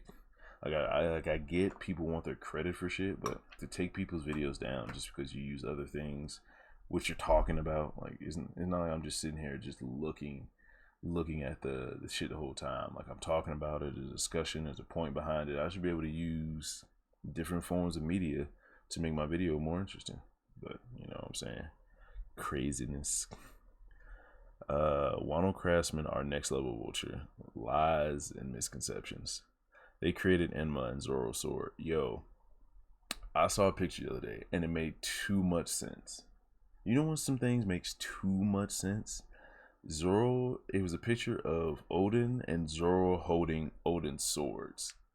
And you know Odin was like 8 feet tall and his swords was made for him.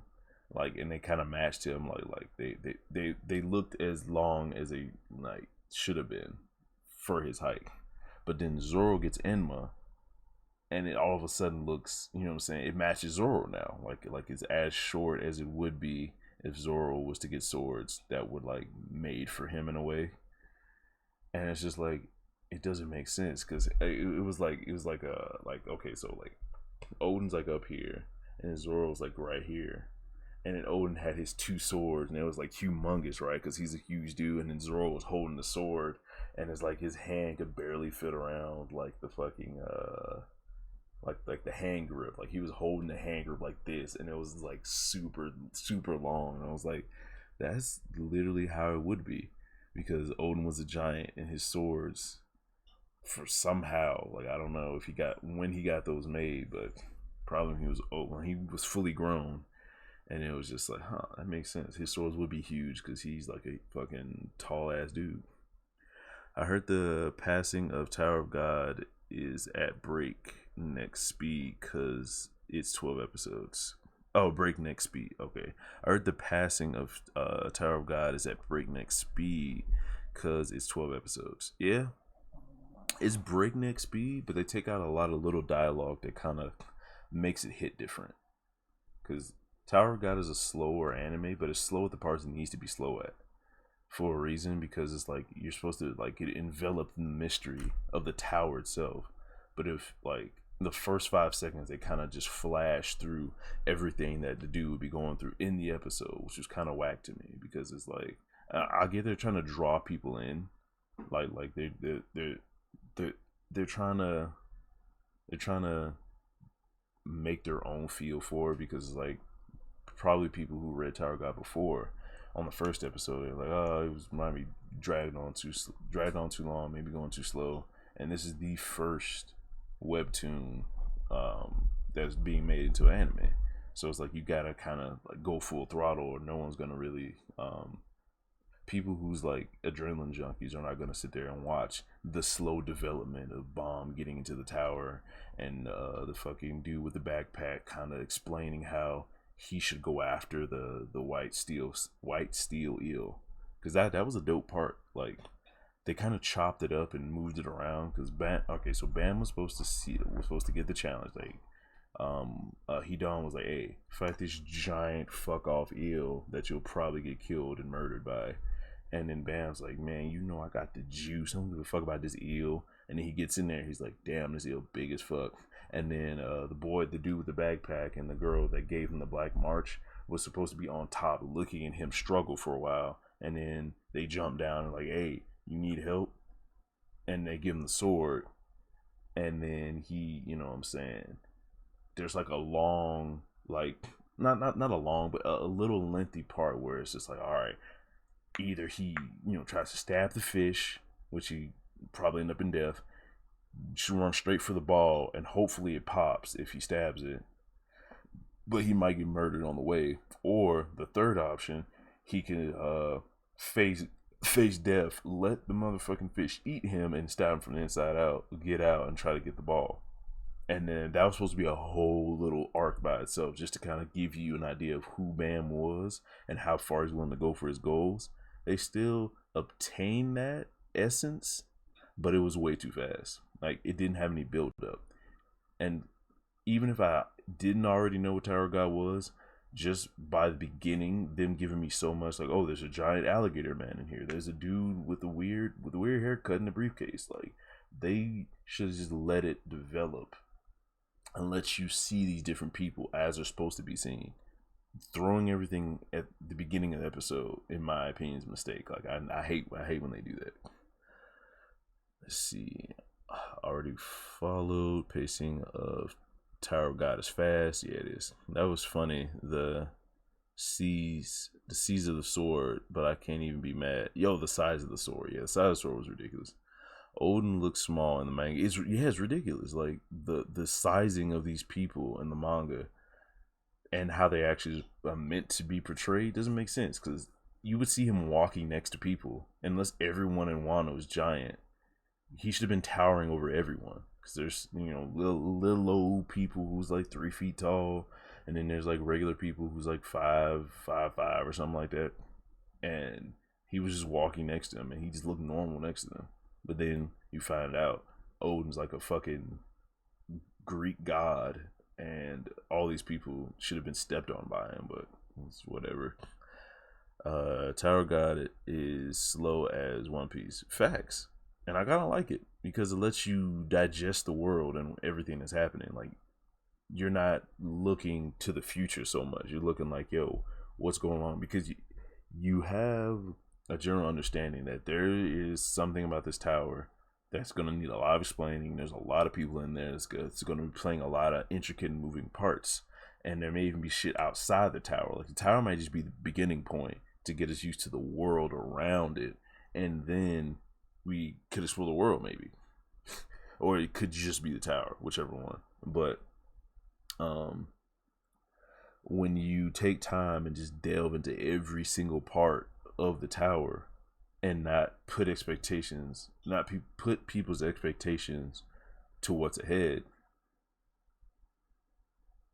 well, to what's ahead more, like it should be a balance. Like, you should be like, hey, this is a thing, I'm gonna drop a hint, but let's just expound upon where we're already at. But just remember, this is the thing with Tower God, is like, all right, here's the thing, this is what you gotta look forward to. Now let's try to divert your attention again back to the present. But no, I want to know about the giant crocodile dude. Well, don't worry about him. It's like, yo. But that's just my take on Tower God, man. It's fast, but I think it's good. Imagine doing that to One Piece in 12 episodes. Bro. Oh, we might actually have to. You know, a live action the live action adaptation is coming out. So, and I think they said it was 12 episodes. They're going to do East Blue, all of East Blue in 12 episodes. So we're going to see how fast how fast you can move One Piece. Hopefully it works out. I really hope this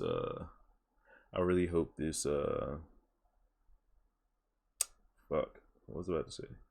I really hope this One Piece live adaptation is like legit. You know what I'm saying? And it not be whack. I need that goodness. It should be over 50 minutes. Oh, okay, it's different.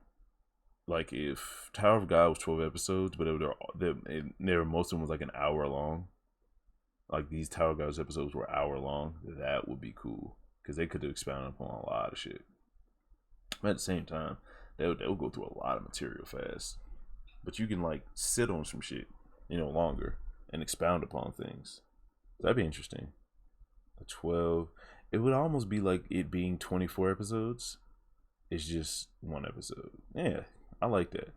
Would you rather 30 minutes, 24 episodes, or 1 hour, with 12 episodes. I'm gonna let y'all ponder that. It should be over 50 minutes. It's on Netflix. Yeah, Netflix is known to have that lengthy runtime. The Witcher, man. The Witcher was long. Like each episode, it didn't drag. It was just like, yo, this shit is still going. There's a lot happening. And the last episode definitely left me on a cliffhanger. I was like, yo, I didn't even know it was the last episode. I really thought like, okay, I got another episode to go, and like, just, nah. And now I'm like, because it's fucking coronavirus, I don't know if I'm gonna get Witcher episode 2. Oh, not episode 2, but season 2. 1 hour for 12 minutes, definitely. Like just being able to sit and just kind of have just to be able to sit with an episode for an hour just hit different. Like having like I feel like the immersion breaks a lot when you have a 30 minute episode, because one is never 30 minutes because they have to take into account for at least 6 minutes of commercial, so they're really 24. So like really 24 minutes, sometimes 23, which just makes me sad. One Piece episodes basically be 17 minutes long because you have to go through the commercials, you have to do the intro, you have to do the outro, you have to recap what happened in the last 30 years of One Piece, and then the episode starts. It's just like, bro, why everything's delayed this year? Yeah, like it's gonna be tough. That's why it's content creators. We're gonna have our hands full making basically solo entertainment for people, because there's still gonna be some brave souls out there that's still doing it for the art and still trying to bring us entertainment. But for the most part, like major movies and shit, I don't think they're gonna be under production for a while. I don't know has every movie that's been like slated to come out, are they like stopped? Like is everything just not being produced right now?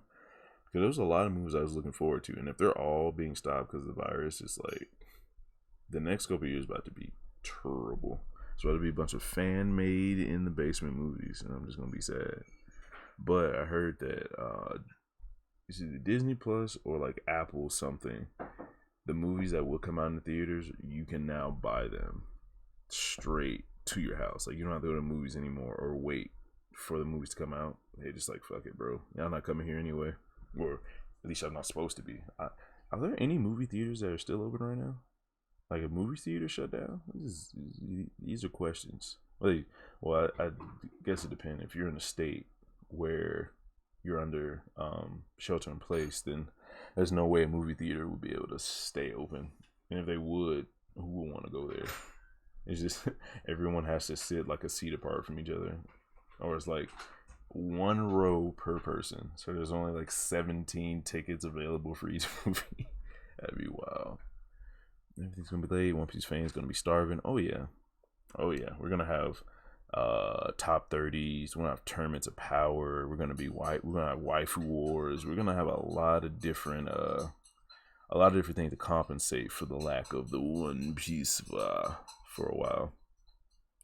Movie reviewers are doing game reviews, bro. Yeah, it's like it's over with for movie reviews for a little bit. Well, I mean, it depends. There are a lot of movies, like ever. Like just think about how many movies there actually are. If I might do that. I might do a bad movie night. Like movies that either didn't get to the theaters, or it's just like the Sundance Film Festival movies that like low key fire, but no one gave them money, so they just like did what they could. It's a lot of those movies are not going to get a lot of shine now, because there's some people who like either like only went to the movies or only watched shows and shit. Yo, this was a bad time to take The Office off of Netflix, because The Office about to be on like extra repeat for the next forever. Dark Times. Vulture, you caught up on MH8? Man, we was talking about this yesterday. I'm trying to get caught up on My Hero, fam, but I can't. I keep doing stuff like this and taking up fucking 2.5 hours of my time. But I'm getting close. I'm in the My Villain Academia arc. That should be the arc right before the beginning of the next arc. Because I think the My Villain Academia arc is over with. I think y'all in the 260s right now, and I gotta be in the 220s, 230s. So I'm close. I'm probably gonna stream me catching up. I want to say tonight because I was supposed to do it with a Soul Fist, AC Stoney, and a few other people. Loner too. So I'm eventually gonna catch up in My Hero. I gotta catch up in that's what it was. It was My Hero, Berserk, and Hunter x Hunter. The three things I gotta catch up on the manga in. And then I gotta catch up on Black Clover because Grand and Nap are all in Black definitely vying for me to catch up on that because it's apparently just so great. And then Demon Slayer. The manga and Demon Slayer has been shat upon these last couple weeks because apparently the manga's pretty much over, but they're just trying to get every last bit of juice out of it, you know. I don't like MVA. Oh, My Villain Academia. What? That's crazy. The part I'm at now, they twerking that motherfucker. Like, it's kind of dope as shit, to be real. Okay, I was like, I forgot I was supposed to try to get in. I was supposed to try and get in a Discord call with the homies. I guess I could. Let me see who's up. What's up, Rorschach? I'm just gonna walk over me. Fine. Oh shit.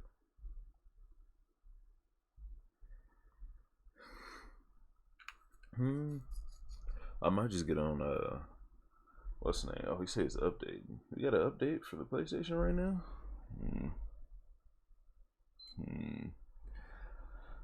Let me see. Cause if I just go ahead and stream until I have to go to work on I can stream on this, then go stream on Call of Duty or maybe even Neo. Get some Neo vibes in there. Yeah, if you're Mr. Davis, if you're a fan of Neo on the PlayStation, then I might start then I might do that. I might do that just to get some more content. The thing is, I'm not just interested in the villains at all. I mean, that's fair. That is fair. But the villains had a really good development. Like their characters are being fleshed out so well that people are putting Twice as one of the most well developed characters in My Hero right now. MHA villains don't have a lasting impact. That's interesting. I've heard the opposite.